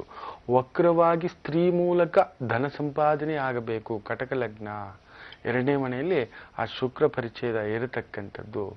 ಎಷ್ಟು ದುಡಿದ್ರೂ ಖರ್ಚೆ. ಇನ್ನೊಂದು ಬೇರೆ, ಅದೊಂದು ತಲೆನೋವು. ದುಡಿತೀರಾ, ನಿಜ ಹೇಳ್ಬೇಕಂದ್ರೆ ಒಂದೊಂದು ಸಮಯ ಒಂದೇ ದಿನಕ್ಕೆ 800 ರೂಪಾಯಿಂದ 2000 ರೂಪಾಯಿವರೆಗೂ ದುಡಿಯತಕ್ಕಂಥ ಒಂದು ಮಟ್ಟ ಇದೆ. ಆದರೆ ಒಂದೊಂದು ಸಮಯ 80 ರೂಪಾಯಿ ರೊಕ್ಕ ನಿಮ್ಮ ಜೇಬಿನಲ್ಲಿ ನಿಲ್ಲೋದಿಲ್ಲ. ಆ ಥರದ್ದು ಒಂದು ಪ್ರಭಾವ ಆಗುತ್ತೆ. ಹೌದು ಅಲ್ವೋ? ಹೌದು ಗುರುಜಿ, ನಿಜ ಗುರುಜಿ. ಸರಿ ಸರಿ. ಆ ಶನಿ ಪರಿಚಯದ ವಿಶೇಷವಾಗಿ ಗುರು ನಕ್ಷತ್ರದಲ್ಲಿ ಲಗ್ನದಲ್ಲಿ ಉಚ್ಚ ಸ್ಥಾನದಲ್ಲಿರೋದ್ರಿಂದ ತುಂಬಾ ವಿಶೇಷ. ಒಂಟಿ ಗುರು ಬೇರೆ ಇರತಕ್ಕಂಥದ್ದು ಕಟಕ ಲಗ್ನಕ್ಕೆ. ಆ ಗುರು ಬೇರೆ ಕೇತು ನಕ್ಷತ್ರದಲ್ಲಿದ್ದಾನೆ. ಸೊ ಶ್ರೀರಾಮಚಂದ್ರರ ದೇವಸ್ಥಾನದಲ್ಲಿ ಅರ್ಚನೆ ಮಾಡಿಸ್ತಕ್ಕಂಥದ್ದು ಮಾಡಿಸಿ, ತುಂಬ ವಿಶೇಷ ಆಗುತ್ತೆ. ಆಯಿತು ಅಂದರೆ ಎಲ್ಲಿಯಾದರೂ ಪಾರಿಜಾತ ಪುಷ್ಪಗಳು ದೊರಕುತ್ತಾ ನೋಡಿ, ಅದನ್ನು ತಗೊಬಂದು ಪತ್ನಿಯ ಕೈಯಲ್ಲಿ ಮಾಲೆ ಮಾಡಿಸಿ ಆ ಭಗವಂತನಿಗೆ ಹಾಕಿಸಿ, ರಾಮಚಂದ್ರರಿಗೆ. ಒಳ್ಳೆಯದಾಗಲಿ, ಹೋಗಿ ಬನ್ನಿ. ಇರಲಿ ವೀಕ್ಷಕರೇ, ನಾನು ಆಗಲೇ ಹೇಳ್ತಿದ್ದೆ ಕಾರ್ಯಕ್ರಮದ ಆರಂಭದಲ್ಲೇ, ಈ ಒಂದು ಮನೆಯಲ್ಲಿ ತುಂಬ ವಿಗ್ರಹಗಳು, ಫೋಟೋಸು ಇಡಬಾರದು ಅಂತ. ಒಂದು ಉದಾಹರಣೆ ಕೊಡ್ತೇನೆ ನೋಡಿ. ಒಂದು ಕ್ಲಾಸ್ಗೆ ಬಂದು ಒಂದು 10ಕ್ಕೆ 10 ರೂಮ್ ಇದೆ ಅಂತ ಇಟ್ಕೊಳ್ಳಿ. 100 ಅಡಿಯ ಒಂದು ರೂಮ್. ಅಲ್ಲಿ ಒಂದು ಟೇಬಲ್ಸ್ ಹಾಕಬೇಕು, ಚೇರ್ಸ್ ಹಾಕಬೇಕು. ಮಾಸ್ಟ್ರಿಗೊಂದು ಟೇಬಲ್ಲು, ಒಂದು ಚೇರು, ಅಲ್ಲಿ ಒಂದು ಒರೆಸ್ತಕ್ಕಂಥ ಒಂದು ಡಸ್ಟರು, ಚಾಕ್ ಪೀಸು, ಇದೆಲ್ಲವನ್ನ ಇಡ್ತಕ್ಕಂಥದ್ದು ಇಟ್ಕೋಬೇಕು. ಅಷ್ಟರಲ್ಲಿ ಒಂದು 20 ಮಕ್ಕಳು ಮಾತ್ರ ತುಂಬಿಸ್ಬೋದು ಮ್ಯಾಕ್ಸಿಮಮ್. 100 ಜನ ತುಂಬಿಸಿದ್ರೆ ಏನಾಗುತ್ತೆ? ಕಚ ಕಚ ಕಚ ಕಚ ಕಚ ಕಚ ಕಚ ಕಚ ಕಚ ಅಂತ ಆಗುತ್ತೆ. It will be loaded more. ಆ ಮಾಸ್ಟರ್ಗೆ ಕಾನ್ಸಂಟ್ರೇಷನ್ ಕೊಡೋಕ್ಕಾಗಲ್ಲ. ಯಾವ ಮಗುನ ಅಂತ ಕರೆಕ್ಟ್ ಮಾಡ್ತಾರೆ? ಅದ್ರಲ್ಲಿ ಕೆಲವು ಮಕ್ಕಳು ತುಂಬ ಆವ್ರೇಜ್ ಇರ್ತಾರೆ, ಕೆಲವು ಮಕ್ಕಳು ತುಂಬ ಬ್ರಿಲಿಯಂಟ್ ಇರ್ತಾರೆ, ಕೆಲವು ಮಕ್ಕಳು ಬಿಲೋ ಆವ್ರೇಜ್ ಇರ್ತಾರೆ. ಸೊ ಬ್ರಿಲಿಯಂಟ್ ಮಕ್ಕಳನ್ನ ಓಕೆ, ಅವ್ರಿಗೊಂದ್ಸಲಿ ಹೇಳಿದ ಅರ್ಥ ಮಾಡ್ಕೋತಾರೆ, ಓಕೆ. ಆವ್ರೇಜ್ ಇರ್ತಕ್ಕಂಥ ಮಕ್ಕಳನ್ನ ಎರಡೆರಡು ಬಾರಿ ಹೇಳ್ಕೊಡ್ಬೇಕಾಗುತ್ತೆ. ಬಟ್ ಬಿಲೋ ಆವ್ರೇಜ್ ಮಕ್ಕಳ ಹತ್ರ ಅವರೇ ಪಟ್ಟಾಗಿ ಕುಳಿತು ಟ್ರೈನಿಂಗ್ ಮಾಡಬೇಕಾಗುತ್ತೆ. ಸ್ಟ್ರೆಸ್ ಆಗಿಬಿಡುತ್ತೆ, ಅಯ್ಯೋ ಹೋಗಿ ಸರ್ ಅಂತ ಕೆಲಸ ಬಿಟ್ಟು ಹೋಗ್ತಾರೆ. ಅಂದರೆ ಅರ್ಥ ಮನೆಯಲ್ಲೂ ಅಷ್ಟೇ ತುಂಬ ವಿಗ್ರಹಗಳು, ಫೋಟೋಸು ಇದೆಲ್ಲ ತಗೊಬಂದು ದೇವ್ರ ಮನೆಯಲ್ಲಿ ತುಂಬಿಸಾಕೊಂಡ್ರೆ ದೇವ್ರ ಮನೆ ಅನ್ನತಕ್ಕಂಥದ್ದು ನಮ್ಮ ಕೋರಿಕೆಗಳನ್ನು, ನಮ್ಮ ಸಂಕಲ್ಪಗಳನ್ನು, ನಮ್ಮ ಅನುಷ್ಠಾನಗಳನ್ನು ಆ ಒಂದು ಹರಕೆ ರೂಪದಲ್ಲಿ, ಪ್ರಾರ್ಥನೆ ರೂಪದಲ್ಲಿ, ಪೂಜಾ ರೂಪದಲ್ಲಿ ಕೇಳ್ಕೊತೇವೆ. ಅಮ್ಮ ನಮಗೆ ದಾರಿ ತೋರಿಸು ಅಂತಕ್ಕಂಥದ್ದು. ಅಲ್ಲಿ ಅಮ್ಮ ಇಟ್ಟಿದ್ದೀರಾ, ಅಣ್ಣ ಇಟ್ಟಿದ್ದೀರಾ, ತಮ್ಮ ಇಟ್ಟಿದ್ದೀರಾ, ತಂಗಿ ಇಟ್ಟಿದ್ದೀರಾ, ಚಿಕ್ಕಮ್ಮ ಇಟ್ಟಿದ್ದೀರಾ, ದೊಡ್ಡಪ್ಪ ಇಟ್ಟಿದ್ದೀರಾ, ಚಿಕ್ಕಪ್ಪ ಇಟ್ಟಿದ್ದೀರಾ, ಅತ್ತೆ ಇಟ್ಟಿದ್ದೀರಾ, ಸೋದರತ್ತೆ ಇಟ್ಟಿದ್ದೀರಾ, ಸೋದರ ಸೊಸೆ ಇಟ್ಟಿದ್ದೀರಾ, ಸೋದರ ನಾದಿನಿ ಇಟ್ಟಿದ್ದೀರಾ, ಎಲ್ಲ ತುಂಬಿಸ್ಕೊಬಿಟ್ಟಿದ್ದೀರಾ. ತುಂಬಿಸ್ಕೊಬಿಟ್ಟು ಎಲ್ಲರ ಹತ್ರ ಒಟ್ಟು ನಿಮ್ಗೆ 100 ರೂಪಾಯಿ ಸಮಸ್ಯೆ ಇದೆ. ಈ ಶುಕ್ರವಾರ ಈ ಒಂದು ಜಾಸ್ತಿ ವಿಗ್ರಹಗಳು ಇಟ್ಕೋಬಾರ್ದು, ಏನೇನು ಆಗ್ಬೋದು ಅನ್ನೋದ್ರ ಬಗ್ಗೆ ಮಾಹಿತಿ ಕೊಡ್ತಿದ್ದೇನೆ. ಸೊ ಇನ್ನಷ್ಟು ಮಾಹಿತಿಗೂ ಮೊದಲು ಕರೆ ಒಬ್ರು ಮಾಡಿದ್ದಾರೆ. ಅವ್ರು ಯಾರು, ಎಲ್ಲಿಂದ ಅಂತ ನೋಡೋಣ. ಹಲೋ, ನಮಸ್ತೆ ಗುರುಜಿ. ನಮಸ್ತೆ ಗುರುಜಿ, ನನ್ನ ಹೆಸರು ಬಂದು ಅರುಣ್ ಕುಮಾರ್ ಅಂತ. ಎಲ್ಲಿಂದ ಕರೆ ಮಾಡ್ತಿದ್ದೀರಾ? ನಾವು ಬೆಂಗಳೂರಿಂದ ಕರೆ ಮಾಡ್ತಾ ಇದೀವಿ ಗುರುಜಿ. ಡೇಟ್ ಆಫ್ ಬರ್ತ್ ಹೇಳ್ತಿರೋ? ನಂದು ಬಂದು 3/12/1987. ಓಕೆ, ಸಮಯ ಹೇಳಿ. ಸಮಯ ಸಂಜೆ 6 ಗಂಟೆ 10 ನಿಮಿಷ. ಓಕೆ, 6 ಗಂಟೆ 10 ನಿಮಿಷ. ಏನ್ ಕೆಲಸ ಮಾಡ್ತಿದ್ದೀರಾ? ನಾನೀಗ ಒಂದು DHL ಕೊರಿಯರ್ ಕಂಪನಿನಲ್ಲಿ ಕೆಲಸ ಮಾಡ್ತಾ ಇದ್ದೀನಿ. ಯಾಕೋ ನೆಮ್ಮದಿ ಇಲ್ಲ? ಯಾಕೋ let me change of my job or career, can I be something else? ಯಾಕೋ ಪರಿಶ್ರಮ ಅನ್ನಿಸ್ಬಿಟ್ಟಿದೆ ಅನ್ನತಕ್ಕಂಥ ಒಂದು ಭಾವ. ಹೌದು ಹೌದು ಗುರುಜಿ. ರೈಟ್. ರಾಹು ಬೇರೆ ವಿಶೇಷವಾಗಿ ನಿಮಗೆ ಗುರುವಿನ ಜೊತೆ ಗುರುವಿನ ಮನೆಯಲ್ಲೇ ಇರತಕ್ಕಂಥದ್ದು ತುಂಬಾ ತುಂಬಾ ವಿಶೇಷ. ಆದರೆ ಆ ಶನಿ ಕರ್ಮಕಾರಕ ಕುಜನ ಮನೆಯಲ್ಲಿದ್ದು ಹೋರಾಟ ಮಾಡಿಸ್ತಾನೆ. ಅಲ್ಲೇ ಬುಧ ಬೇರೆ ಸೇರ್ಕೊಂಡಿದ್ದಾನೆ. ಕುಜನಿಗೂ ಬುಧನಿಗೂ ಆಗೋದಿಲ್ಲ ಅನ್ನತಕ್ಕಂಥದ್ದು. ಏನೋ ಒಂಥರ ಭಯ, ಏನೋ ಒಂಥರ ಆತಂಕ. ಯಾವಾಗಲೂ ಹಣಕಾಸು ಸಮಸ್ಯೆ ಇರುತ್ತೆ, ಕುಟುಂಬ ಸಮಸ್ಯೆ ಇರತಕ್ಕಂಥದ್ದು ಇರುತ್ತೆ, ಏನೋ ಒಂಥರ ಒಂಟಿತನ ಅನ್ನಿಸ್ತಕ್ಕಂಥದ್ದು. ಏನಾದರೂ ಮುಂದಕ್ಕೆ ಓದ್ಕೋತೀನ, ಫ್ಯಾಮ್ಲಿ ನೋಡ್ತೀನ, ನಾನೇ ಸ್ವಂತವಾಗಿ ಏನಾದರೂ ಮಾಡ್ತೀನ, ಈ ಹಣಕಾಸು ಸಮಸ್ಯೆಗಳು ನಿಭಾಯಿಸ್ಕೋತೀನ, ಇರೋ ಉದ್ಯೋಗದಲ್ಲಿ ಏನಾದರೂ ಒಳ್ಳೆ ಮಟ್ಟ ತಲುಪ್ತೀನ, ಬರೀ ಅಲದಾಟ ಅನ್ನಿಸ್ಬಿಟ್ಟಿದೆ ಗುರುಗಳೇ. ಒಂಥರ ಮುಂದಕ್ಕೆ ಏನೋ ನಾಳೆ ಅನ್ನೋದು ಏನಾಗುತ್ತೋ ಅನ್ನತಕ್ಕಂಥ ಆತಂಕವೇ ಜಾಸ್ತಿ ದೊಡ್ತಕ್ಕಂಥದ್ದು. 26, 27 ಆಗೋಯ್ತು, nothing I am able to achieve ಅನ್ನತಕ್ಕಂಥ ಒಂದು ಛಾಯೆ. ಹೌದೋ? ಹೌದು ಗುರುಜಿ, ಕರೆಕ್ಟ್. ಸರಿ, ನಾ ಹೇಳಿರ್ತಕ್ಕಂಥ ಪರಿಹಾರ ಮಾಡ್ಕೊಳ್ಳಿ. ಗುರು ವಕ್ರ ತಪ್ಪದೆ ಒಂದು 21 ಹುಣ್ಣಿಮೆ ಮಿಸ್ ಮಾಡಲೇಬಾರದು. ಬಾಬಾ ದೇವಸ್ಥಾನಗಳಿಗೆ ಹೋಗ್ಬಿಟ್ಟು ಸಿಹಿ ಹಂಚ್ತಕ್ಕಂಥದ್ದು, ಏನಾದರೂ ಒಂದು ಸಂಕಲ್ಪ ಮಾಡ್ಕೊಳ್ತಕ್ಕಂಥದ್ದು, ಅಲ್ಲೇ ಸೇವೆ ಮಾಡ್ತಕ್ಕಂಥದ್ದು. ಆ ದಿನ ಸ್ವಲ್ಪ ನಿಯಮ ಇರಬೇಕು. ಆ ಒಂದು ಸಾಯಿಬಾಬಾ ಒಂದು ಪುಸ್ತಕವನ್ನು ಪಠಣೆ ಮಾಡ್ತಕ್ಕಂಥದ್ದು, ಸತ್ಸಾಯಿ ಚರಿತ್ರೆ ಅವತ್ತು ಓದ್ತಕ್ಕಂಥದ್ದು, ಒಂದು 2 ಲೈನ್ ಆದರೂ ಅವತ್ತು ಸಾಯಿರಾಮ್ ಶ್ರೀರಾಮ್, ಸಾಯಿರಾಮ್ ಶ್ರೀರಾಮ್ ಅನ್ನತಕ್ಕಂಥದ್ದು ಬರ್ಕೊಳ್ಳಿಕ್ಕೆ ಪ್ರಯತ್ನ ಮಾಡಿ. ಆ ಮನಸ್ಸಿಗೆ ಚೈತನ್ಯ ಆಗ್ತಕ್ಕಂಥದ್ದು. ನಿಮಗೆ ಆದಾಗ, ಏನಾದರೂ ಗುರು ಪೌರ್ಣಮಿ ಬಂದಾಗ, ಇಲ್ಲ ಗುರು ನವಮಿ ಬಂದಾಗ, ಗುರುವಾರಗಳೆಂದೇ ನವಮಿ ಬಂದಾಗ, ಇಲ್ಲ ರಾಮನವಮಿ ಬಂದಾಗ ರಾಮಚಂದ್ರದ ದೇವಸ್ಥಾನದಲ್ಲಿ ಅರ್ಚನೆ ಮಾಡಿಸಿ, ಹಾಗೂ ಯಾರಾದರೂ ಗುರುಗಳಿಗೆ, ನಿಮಗಿಷ್ಟವಾದಂಥ ಗುರುಗಳಿಗೆ ಒಂದು ಶಲ್ಯ, ಪಂಚೆ, ಸಿಹಿ, ಹಣ್ಣು ಕೊಡತಕ್ಕಂಥದ್ದು ಮಾಡಿಸಿ. ತುಂಬ ವಿಶೇಷ ಆಗ್ತಕ್ಕಂಥದ್ದು. ಯೋಚನೆ ಮಾಡಬೇಡಿ, ಎಲ್ಲೋ ಒಳ್ಳೆಯದಾಗುತ್ತೆ. ಹೋಗ್ಬನ್ನಿ. ಇರಲಿ ವೀಕ್ಷಕರೇ, ಈ ಒಂದು ವಿಗ್ರಹಗಳ ಬಗ್ಗೆ ಹೇಳ್ತಿದ್ದೆ. ನಾನು ಆಗಲೇ ಹೇಳ್ತಿದ್ದೆ, ಮನೆಗೆ ಅಣ್ಣ, ತಮ್ಮ, ಅಕ್ಕ, ತಂಗಿ, ಚಿಕ್ಕಮ್ಮ, ಚಿಕ್ಕಪ್ಪ, ದೊಡ್ಡಮ್ಮ, ದೊಡ್ಡಪ್ಪ, ಅತ್ತೆ, ಸೋದರತ್ತೆ, ಮಾವ, ಸೋದರ ಮಾವ, ಚಿಕ್ಕ ಮಾವ, ದೊಡ್ಡಣ್ಣ, ಚಿಕ್ಕಣ್ಣ ಎಲ್ಲ ತುಂಬಿಸ್ಕೊಬಿಟ್ಟಿದ್ದೀರಾ. ಎಲ್ರಿಗೂ ಗೊತ್ತು ನಿಮಗೆ ಸಮಸ್ಯೆ ಇದೆ ಅಂತ. ಎಲ್ಲರೂ ಮುಂದುಗಡೆನೂ ಎಲ್ಲರೂ ಕುಂದಿಸ್ಬಿಟ್ಟು, ನನಗೆ ತುಂಬ ಸಮಸ್ಯೆ ಇದೆ, ಬೇಜಾರು ಮಾಡ್ಕೋಬೇಡಿ, ನಾನು ನಿಮ್ಮ ಹತ್ರ ಬಂದಿದ್ದೀನಿ, ನನಗೆ 100 ರೂಪಾಯಿ ಸಹಾಯ ಮಾಡಿ ಅನ್ನತಕ್ಕಂಥದ್ದನ್ನು ಕೇಳಿ. ಆಗ ಏನಾಗುತ್ತೆ ಅಂತ ನೋಡಿ. ದೊಡ್ಡಣ್ಣ ಅನ್ಕೋತಾನೆ, ಚಿಕ್ಕಣ್ಣ ಇದ್ದಾನೆ ಬಿಡು, ಅವ್ನು ಕೊಟ್ಕೋತಾನೆ, ಅವ್ನು ಸ್ವಲ್ಪ ಕ್ಲೋಸ್ ಇರಬೇಕು ಅವನಿಗೆ ಅಂತ. ಚಿಕ್ಕಣ್ಣ ಅನ್ಕೋತಾನೆ, ಅಯ್ಯೋ ದೊಡ್ಡಣ್ಣ ಇರಬೇಕಾದ್ರೆ ನಾನು ಯಾಕಪ್ಪ ಕೊಡಬೇಕು, ದೊಡ್ಡವ್ರು ಅವರಿದ್ದಾರೆ, ಅವ್ರು ಕೊಟ್ಕೋತಾರೆ. ಚಿಕ್ಕಪ್ಪ ಅನ್ಕೋತಾನೆ, ನಮ್ಮ ಅಣ್ಣ ಇದ್ದಾನಲ್ಲ ದೊಡ್ಡಪ್ಪ, ಅವ್ನು ಕೊಟ್ಕೋತಾನೆ ಬಿಡು, ಅವನಿಗೆ ನೋಡ್ಕೋತಾನೆ. ದೊಡ್ಡಪ್ಪ ಅನ್ಕೋತಾನೆ, ಚಿಕ್ಕವ್ರು ಯಾರಾದ್ರೂ ಕೊಟ್ಟಿರ್ತಾರೆ ಬಿಡು. ಅಕ್ಕ ಅನ್ಕೋತಾಳೆ, ಆಮೇಲೆ ಕೊಟ್ಟರೆ ಆಯಿತು ಬಿಡು, ಯಾರಾದರೂ ಕೊಟ್ಟಿರ್ತಾರೆ ಅಷ್ಟರಲ್ಲಿ. ಯಾರೂ ಕೊಟ್ಟೇ ಇರೋಲ್ಲ ಈ ರೀತಿ. ಅಂದರೆ ನೀವು ಅಷ್ಟು ವಿಗ್ರಹಗಳನ್ನು ಫೋಟೋಸನ್ನು ಇಟ್ಕೊಬಿಟ್ಟು ಎಲ್ಲರ ಹತ್ರ ನೀವು ನಿಮ್ಮ ಒಂದು ಕೋರಿಕೆಯನ್ನು ಮಾಡಿಕೊಂಡಾಗ ಆಗ್ತಕ್ಕಂಥದ್ದು ಹೀಗೆ. ಒಂದೊಂದು ದೇವತೆಗಳಿಗೆ ಒಂದೊಂದು ಮಂತ್ರಾನುಷ್ಠಾನ ಇರ್ತಕ್ಕಂಥದ್ದು. ಶಿವ ಬಂದು ಅಭಿಷೇಕ ಪ್ರಿಯ, ವಿಷ್ಣು ಬಂದು ಅಲಂಕಾರ ಪ್ರಿಯ, ಒಂದು ದುರ್ಗಾ ಬಂದು ಅರಿಶಿನ ಪ್ರಿಯೆ, ಲಕ್ಷ್ಮಿ ಬಂದು ಕುಂಕುಮ ಪ್ರಿಯೆ, ವಿನಾಯಕ ಬಂದು ಮೋದಕ ಪ್ರಿಯ. ಸೊ ಈ ರೀತಿ ಒಬ್ಬೊಬ್ಬರು ಒಂದೊಂದು ಶಕ್ತಿಗಳಲ್ಲಿ ಇರಬೇಕಾದ್ರೆ ನೀವು ವಿನಾಯಕನ ಮೋದಕ ಹಿಡದೆ ನೀವು ಬೇರೆ ಇನ್ನೇನಾದರೂ ಇಟ್ರಿ ಅಂದರೆ ಎಡವಟ್ಟು, ಎಲ್ಲ ಕಾರ್ಯಗಳು ವಿಘ್ನ ಆಗ್ತಿರುತ್ತೆ.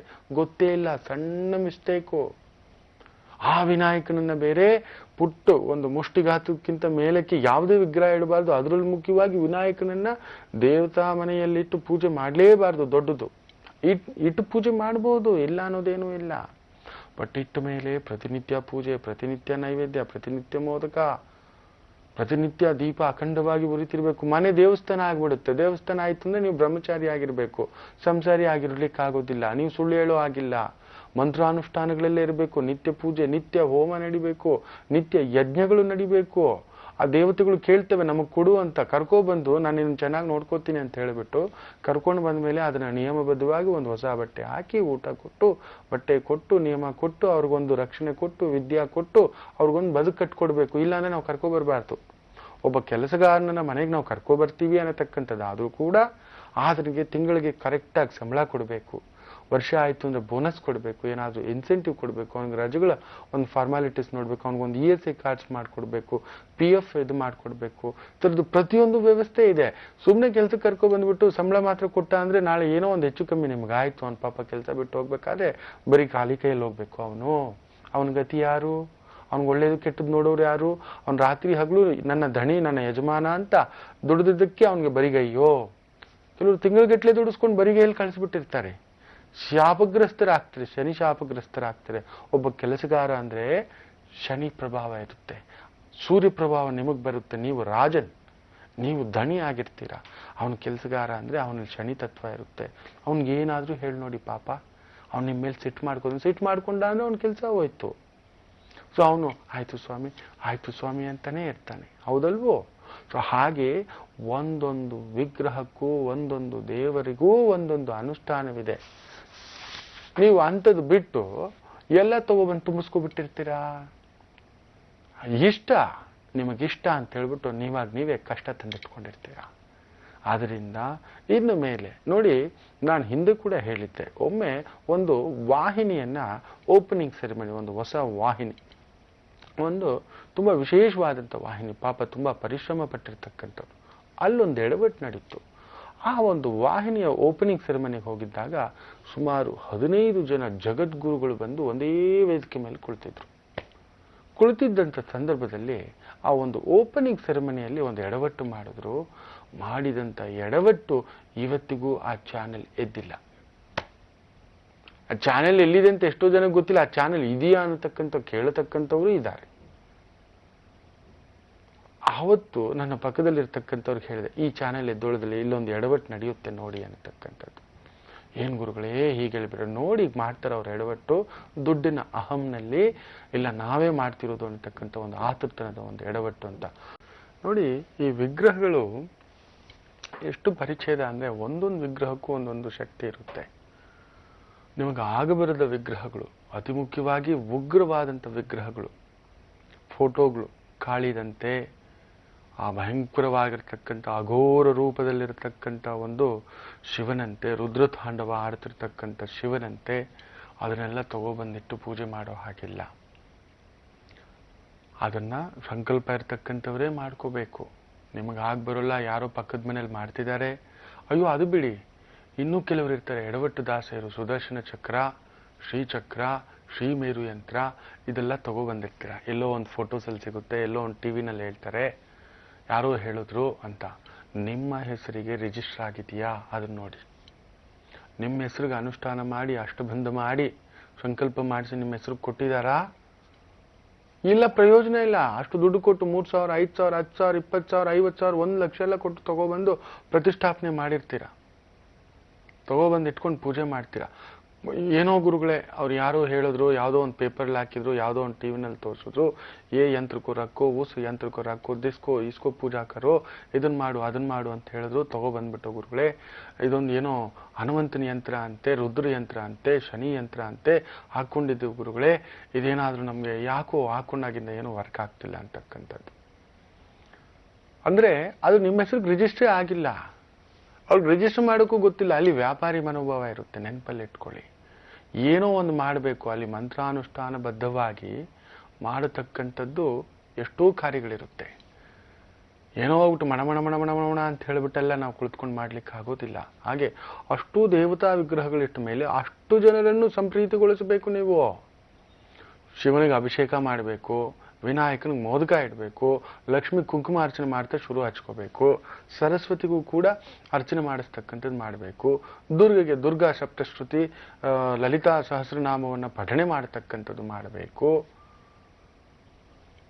ಹನುಮಾನ್ಗೆ ಹನುಮಾನ್ ದಂಡಕ್ಕೆ ಹೇಳ್ತಕ್ಕಂಥದ್ದು, ಹನುಮಾನ್ ಚಾಲಿಸ ಹೇಳ್ತಕ್ಕಂಥದ್ದು ಮಾಡಬೇಕು. ಈ ತರ ಮಾಡ್ತಾ ನೀವು ಕುತ್ಕೊಂಡ ಅಂದ್ರೆ ನೀವು ಕೆಲ್ಸಕ್ಕೆ ಹೋಗೋದು ಯಾವಾಗ? ನಿಮ್ಮ ಹೆಂಡತಿ ಮಕ್ಕಳಿಗೆ, ನಿಮ್ಮ ಗಂಡ ಹೆಂಡತಿಗೆ ಮಕ್ಕಳಿಗೆ ಊಟ ಮಾಡಿಡ್ತಕ್ಕಂಥದ್ದು ಯಾರು, ತಿಂಡಿ ಮಾಡಿಡ್ತಕ್ಕಂಥದ್ದು ಯಾರು? ಕೆಲವು ದೇವರುಗಳಿಗೆ ಬೆಳಿಗ್ಗೆನೆ ಮಾಡಬೇಕು, ಕೆಲವು ದೇವರಿಗೆ ಸಂಜೆ ಮಾಡಿದ್ರು ಓಕೆ. ಈ ರೀತಿ ನಿಯಮ. ಅಂಥದ್ರಲ್ಲಿ ನೀವು ನಿಯಮ, ಪೂಜೆ, ವ್ರತ ಅನ್ನತಕ್ಕಂಥದ್ದು ಎಲ್ಲಾ ದೇವರುಗಳಿಗೂ ಜಪ ತಪ ಧ್ಯಾನ ಸಮಾಧಿ ಮಾಡ್ಕೊಂಡಿದ್ರೆ ಯಾರು ನೋಡ್ತಾರೆ? ನಿಮ್ಮ ಮನೇನ, ಕುಟುಂಬವನ್ನ ಅಲ್ಲನ ಹೊತ್ತಾಗುತ್ತೆ. ದಯವಿಟ್ಟು ತುಂಬಾ ಕೆಲವು ದೇವರುಗಳಿಗೆ ವ್ರತಬದ್ಧವಾಗಿ ಇರಬೇಕು, ಬ್ರಹ್ಮಚರ್ಯಬದ್ಧವಾಗಿ ಪೂಜೆ ಮಾಡಬೇಕು. ನೆನ್ಪಿಟ್ಕೊಳ್ಳಿ, ನಿಯಮ ಮೀರೋ ಹಾಗಿಲ್ಲ. ಹನುಮಂತನ ಮನೆಯಲ್ಲಿ ತಗೊಬಂದು ಇಟ್ಕೊಂಡು ಪೂಜೆ ಮಾಡೋ ಹಾಗಿಲ್ಲ. ಗೊತ್ತಿದೆಯೋ ನಿಮ್ಗೆ? ಎಷ್ಟೋ ಜನಕ್ಕೆ ಇಟ್ಕೊಂಡು ಪೂಜೆ ಮಾಡಿದ್ಮೇಲೆ ಆ ದಿನಗಳಲ್ಲಿ ಬ್ರಹ್ಮಚರ್ಯಬದ್ಧವಾಗಿ ವೃತನಿಷ್ಠೆಯಿಂದ ಇರತಕ್ಕಂಥದ್ದಿರಬೇಕು. ಯಾಕಂದ್ರೆ ಹನುಮಂತ ಬ್ರಹ್ಮಚಾರಿ.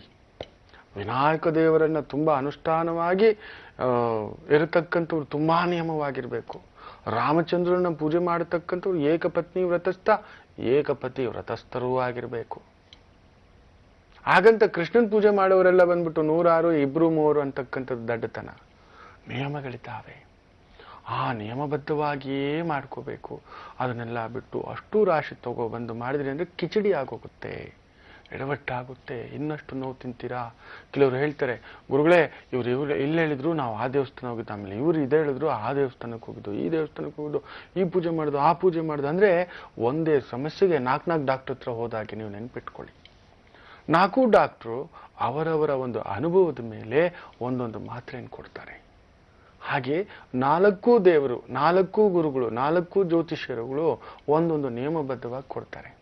ಅಲ್ಲಿ ಎಡವಟ್ಟಾಗೋದು ನಿಮಗೆ ಹೇಗೆ ಅಂದ್ರೆ ನೋಡಿ, ನಾನು ಆಗ್ಲೇ ಹೇಳ್ತಿದ್ನಲ್ಲ, ವಾಹಿನಿ ಬಹುದೊಡ್ಡ ಜಗದ್ಗುರುಗಳ ಅವರೊಂದು ಕಿರಿಯ ಸ್ವಾಮೀಜಿ ನಂಗೆ ತುಂಬಾ ಆತ್ಮೀಯರು. ಅವ್ರು ನನ್ನ ಪಕ್ಕದಲ್ಲಿ ಕುಳಿತಿದ್ರು. ಮಾತಾಡ್ತಾ ಇರ್ಬೇಕಾದ್ರೆ ಅವರು ಸೆಂಟರ್ ಸ್ಟೇಜಲ್ಲಿದ್ರು. ನಮ್ಮ ಸ್ವಾಮೀಜಿ ಹಾಗೆ ಹೇಗೆ ಏನೋ ಮಾತಾಡ್ತಿದ್ರು, ಹೇಗೆ ನಡೀತಿದೆ ಸ್ವಾಮಿ ಕಾರ್ಯಕ್ರಮಗಳು, ಕೆಲಸ ಕಾರ್ಯಗಳು, ಈ ಥರ ಎಲ್ಲ ವಿಚಾರಿಸ್ತಿರ್ತಕ್ಕಂಥ ಸಂದರ್ಭದಲ್ಲಿ ನನಗೆ ಯಾಕೋ ವೈಬ್ರೇಷನ್ ಏನೋ ಮನಸ್ಸು ಹೇಳ್ತು, ಇಲ್ಲಿ ಏನೋ ನಡೆಯುತ್ತೆ ಅಂತಕ್ಕಂಥದ್ದು. ಏನ್ ಮಾಡಿದ್ರು ಅಂದ್ರೆ, ಯಾರೋ ಇನ್ನೂ ಒಬ್ಬ ಬಹುದೊಡ್ಡ ಜಗದ್ಗುರುವನ್ನ ಕರೆದುಬಿಟ್ಟು ದೀಪವನ್ನು ಹಚ್ಚಲಿಕ್ಕೆ ಕರೆದ್ರು. ಅಷ್ಟೂ ಜನ ಜಗದ್ಗುರುಗಳು, 15 ಜನ ಜಗದ್ಗುರುಗಳು ಕುಳಿತಿದ್ದಾರೆ. ಆ ವಾಹಿನಿ ಆ ಒಂದು ಪ್ರಮುಖ ನಿರ್ಮಾಪಕರು, ದುಡ್ಡು ಹಾಕಿರ್ತಕ್ಕಂಥ ದಣಿ, ಗೊತ್ತಾಗ್ಲಿಲ್ಲ, ಗೈಡೆನ್ಸ್ ಮಾಡಲಿಲ್ಲ ಯಾರು ಸರಿಯಾಗಿ. ಆ ಒಂದು ಜಗದ್ಗುರು ಬಂದು ಅವ್ರಿಗೆ ತುಂಬಾ ಕ್ಲೋಸು, ಅವ್ರು ಹೇಳಿದ್ದೆಲ್ಲ ಅವ್ರಿಗೆ ನಡೆದಿದೆ. ಅದಕ್ಕೆ ಏನ್ ಮಾಡ್ಬಿಟ್ಟು ಅಂದ್ರೆ, ಹೋಗ್ಬಿಟ್ಟು ಅವ್ರ ಕೈಗೆ ನೀವು ಇನಾಗ್ರೇಷನ್ ಮಾಡಬೇಕು, ಬನ್ನಿ ದೀಪ ಹಚ್ಚಿ ಅಂತ. ಇನ್ನು ಮಿಕ್ಕ 14 ಜನ ಜಗದ್ಗುರುಗಳು ನೋಡ್ತಿದ್ದಾರೆ. ಅಲ್ಲಿ ಏನಾಯ್ತು ಅಂದ್ರೆ ಗುರುಶಾಪವಾಗೋಯ್ತು. ಅಲ್ಲಿಗೆ ಆ ಗುರು ಮಾತ್ರ ದೊಡ್ಡವರು, ನಾವು ದೊಡ್ಡವರಲ್ವೋ, ಅವ್ರಿಗೆ ಮಾತ್ರ ಮೊದಲು ಪ್ರಾಶಸ್ತ್ಯ ಕೊಟ್ಟರು, ಹಾಗಾದ್ರೆ ನಮ್ಮನ್ನ ಯಾಕೆ ಕರಿಬೇಕಿತ್ತು? ಮೊದಲ ಪೂಜೆ ಯಾಕೆ ಅವ್ರಿಗಾಯ್ತು? ನಮಗೂ ಆಗ್ಬೇಕಿತ್ತಲ್ಲ, ನಮ್ಮನ್ನು ಕರಿಬೇಕಿತ್ತಲ್ಲ. ಆಯಾಯ ಸ್ವಾಮೀಜಿ, ಆಯಾಯ ಗುರುಜಿ ಅವ್ರಿಗೆ ಅವರೇ ದೊಡ್ಡವರು. ಅವರ ವಿದ್ಯೆಯಲ್ಲಿ, ಅವರ ವಿದ್ವತ್ತಲ್ಲಿ they are masters. You cannot blame it. ನೀರೇ, ನಮ್ಗೆ ತುಂಬಾ ದಾಹ ಆದಾಗ ನೀರು ನಮ್ಗೆ ಅಮೃತಕ್ಕಿಂತಲೂ ಹೆಚ್ಚು. ಆ ಸಮಯಕ್ಕೆ ಅದೇ ದೊಡ್ಡದು. ಅವರ ವಿದ್ಯೆ ಕೋಟಿ ವಿದ್ಯೆಗಿಂತ ಮೇಟಿ ವಿದ್ಯೆ ಮೇಲೋ ಅಂತ ಹೇಳ್ತಿರ್ತವೆ, ದೊಡ್ಡದು. ಅಂಥದ್ರಲ್ಲಿ ಅಷ್ಟು ಜಗದ್ಗುರುಗಳ ನಡುವೆ ಬರೀ ಒಬ್ಬ ಜಗದ್ಗುರುನ ಕರೆದ್ಬಿಟ್ಟು ನೀವು ಇನಾಗ್ರೇಷನ್ ಮಾಡು ಅಂತ ಹೇಳಿದ್ದೆ. ಎಲ್ಲ ಜಗದ್ಗುರುಗಳು ಕಣ್ಣುಗಳು ನೋಡ್ಬೇಕಿತ್ತು, ಮುಖ ನೋಡ್ಬೇಕಿತ್ತು. ಒಂಥರ ಅವ್ರಿಗೆ ಅವಮಾನ ಮಾಡಿದಂತ ಭಾಸವಾದಂತ ಭಾವವಾಗಿ ಅದೇನ್ ನೊಂದ್ಕೊಂಡ್ರು. ಇವತ್ತಿಗೂ ಆ ವಾಹಿನಿ ಎದ್ದಿಲ್ಲ, ಹೇಳಿಲ್ಲ, ಹೇಳೋಲ್ಲ. Inauguration it self A biggest mistake. Vinayaka ಶಾಪ, ಗುರು ಶಾಪ, ಬ್ರಾಹ್ಮಣ ಶಾಪ, ಮಹಾಗುರುಗಳ ಶಾಪ, ಜಗದ್ಗುರುಗಳ ಶಾಪ. ಸೊ ಮತ್ತೇನು ಮಾಡ್ತೀರಿ, ಇಷ್ಟಕ್ಕೂ ಮಲ್ಟಿಲಿಂಗ್ವಲ್ ಚಾನೆಲ್ ಆಗಿ ಮಾಡ್ತೇವೆ ಅನ್ನತಕ್ಕಂಥ ಒಂದು ಭಾವದಿಂದ ಪಾಪ ಅವರು ಹೋಗಿತ್ತು. ಏನು ಗುರುಗಳೇ ಹಿಂಗಾಗ್ಬಿಡ್ತಲ್ಲ ಅಂತ ಪಕ್ಕದಲ್ಲಿ ಆ ಕಿರಿ ಸ್ವಾಮೀಜಿ ಹೇಳಿದ್ರು. ಒಂದು ತಪ್ಪು ನಡಿಬೇಕು, ಅದಕ್ಕೆ ಶಾಪಗ್ರಸ್ತವಾಗಿ ಇವರು ಅನುಭವಿಸ್ಬೇಕು. So this is how the system works. ನಮಗೆ ಗೊತ್ತಿಲ್ಲದೆಯೇ ಮನೆಯಲ್ಲಿ ಏನು ಮಾಡ್ತೀವಿ, ತುಂಬ ವಿಗ್ರಹ, ಫೋಟೋ, ಅಜ್ಜಿದು ತಗೊಬಂದ್ರೆ ನಿಯಮಬದ್ಧವಾಗಿ ಅವ್ರಿಗೆ ಬೇಕಾದ ಹಾಗೆಯೇ ಮಾಡಬೇಕಾಗುತ್ತೆ. ನಮ್ಮನ್ನು ನಾವು ಅಡ್ಜಸ್ಟ್ ಮಾಡ್ಕೋತೀವಿ, ಅಂಡರ್ಸ್ಟ್ಯಾಂಡ್ ಮಾಡ್ಕೋತೀವಿ, ಬಟ್ ಬೇರೆಯವ್ರು ಅಂಡರ್ಸ್ಟ್ಯಾಂಡ್ ಮಾಡ್ಕೊಳ್ಳೋದಿಲ್ಲ. ಆದ್ದರಿಂದ ಯಾವುದೇ ಕಾರಣಕ್ಕೂ ಮನೆಯಲ್ಲಿ ತುಂಬ ವಿಗ್ರಹಗಳನ್ನು, ನಿಮಗೆ ತುಂಬ ಇಷ್ಟ ಅಂತ ಹಾಲಲ್ಲಿ 2 ಫೋಟೋ, ಕಿಚನಲ್ಲಿ 2 ಫೋಟೋ, ಬೆಡ್ರೂಮ್ನಲ್ಲಿ 2 ಫೋಟೋ ಇದೆಲ್ಲ ಇಟ್ಕೊಬಿಟ್ಟಿರ್ತಾರೆ. ಬೆಡ್ರೂಮ್ನಲ್ಲಿ ಯಾವುದೇ ವಿಗ್ರಹ, ಫೋಟೋ, ಪೂಜೆ ಅನ್ನೋದೇ ನಡಿಬಾರ್ದು. ಅಲ್ಲಿ ಪೂಜೆ ನಡಿಬೇಕಾಗಿರೋದು ನಿಮ್ಮದು, ನಿಮ್ಮ ಮನಸ್ಸಿನದು ಶಾಂತವಾಗಿರ್ಬೇಕು. ಮಲಗಿರ್ಬೇಕಾದ್ರೆ ಹಿಂಗೆ ಗಂಟೆ ಅಲ್ಲಾಡ್ತಿದ್ರೆ ಹೇಗಿರುತ್ತೆ ಯೋಚನೆ ಮಾಡಿ.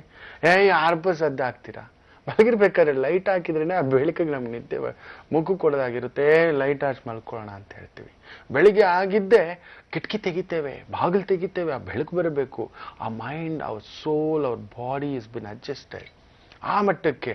ಅದನ್ನ ವ್ಯತಿರಿಕ್ತ ಮಾಡ್ತಿದ್ವಿ. ನೈಟಲ್ಲಿ ಮಲಗಿರ್ಬೇಕಾದ್ರೆ ಲೈಟ್ ಹಾಕ್ಬಿಟ್ಟು ಬಾಗಿಲು ತಗೊಂಡು ಮಲ್ಕೊಳ್ಳಿ, ಕಳ್ಳ ಬರ್ತಾನೆ, ಸೊಳ್ಳೆಗಳು ಬರುತ್ತೆ, ತೆಗಣೆಗಳು ಬರ್ತವೆ, ಜುರುಳಿಗಳು ಬರ್ತವೆ, ಹಲ್ಲಿಗಳು ಬರ್ತವೆ, ಹಾವುಗಳು ಬರ್ತವೆ, ಪಕ್ಷಿ ಸರೀಸೃಪಗಳು ಬರ್ತವೆ, ನಮ್ಮ ಪಕ್ಕದಲ್ಲಿ ಬಂದು ಮಲ್ಕೋತವೆ. ಮನೇಲಿ ನಾಯಿ ಸಾಕಿರ್ತೀವಿ ಅಂತ ಇಟ್ಕೊಳ್ಳಿ, ಬಾಗಿಲು ತೆಗೆದು ನೀಟಾಗಿ ಬೆಡ್ರೂಮ್ ಒಳಗಡೆ ಬೆಡ್ ಮೇಲೆ ಬಂದು ಮಲ್ಕೊಳ್ಳುತ್ತೆ.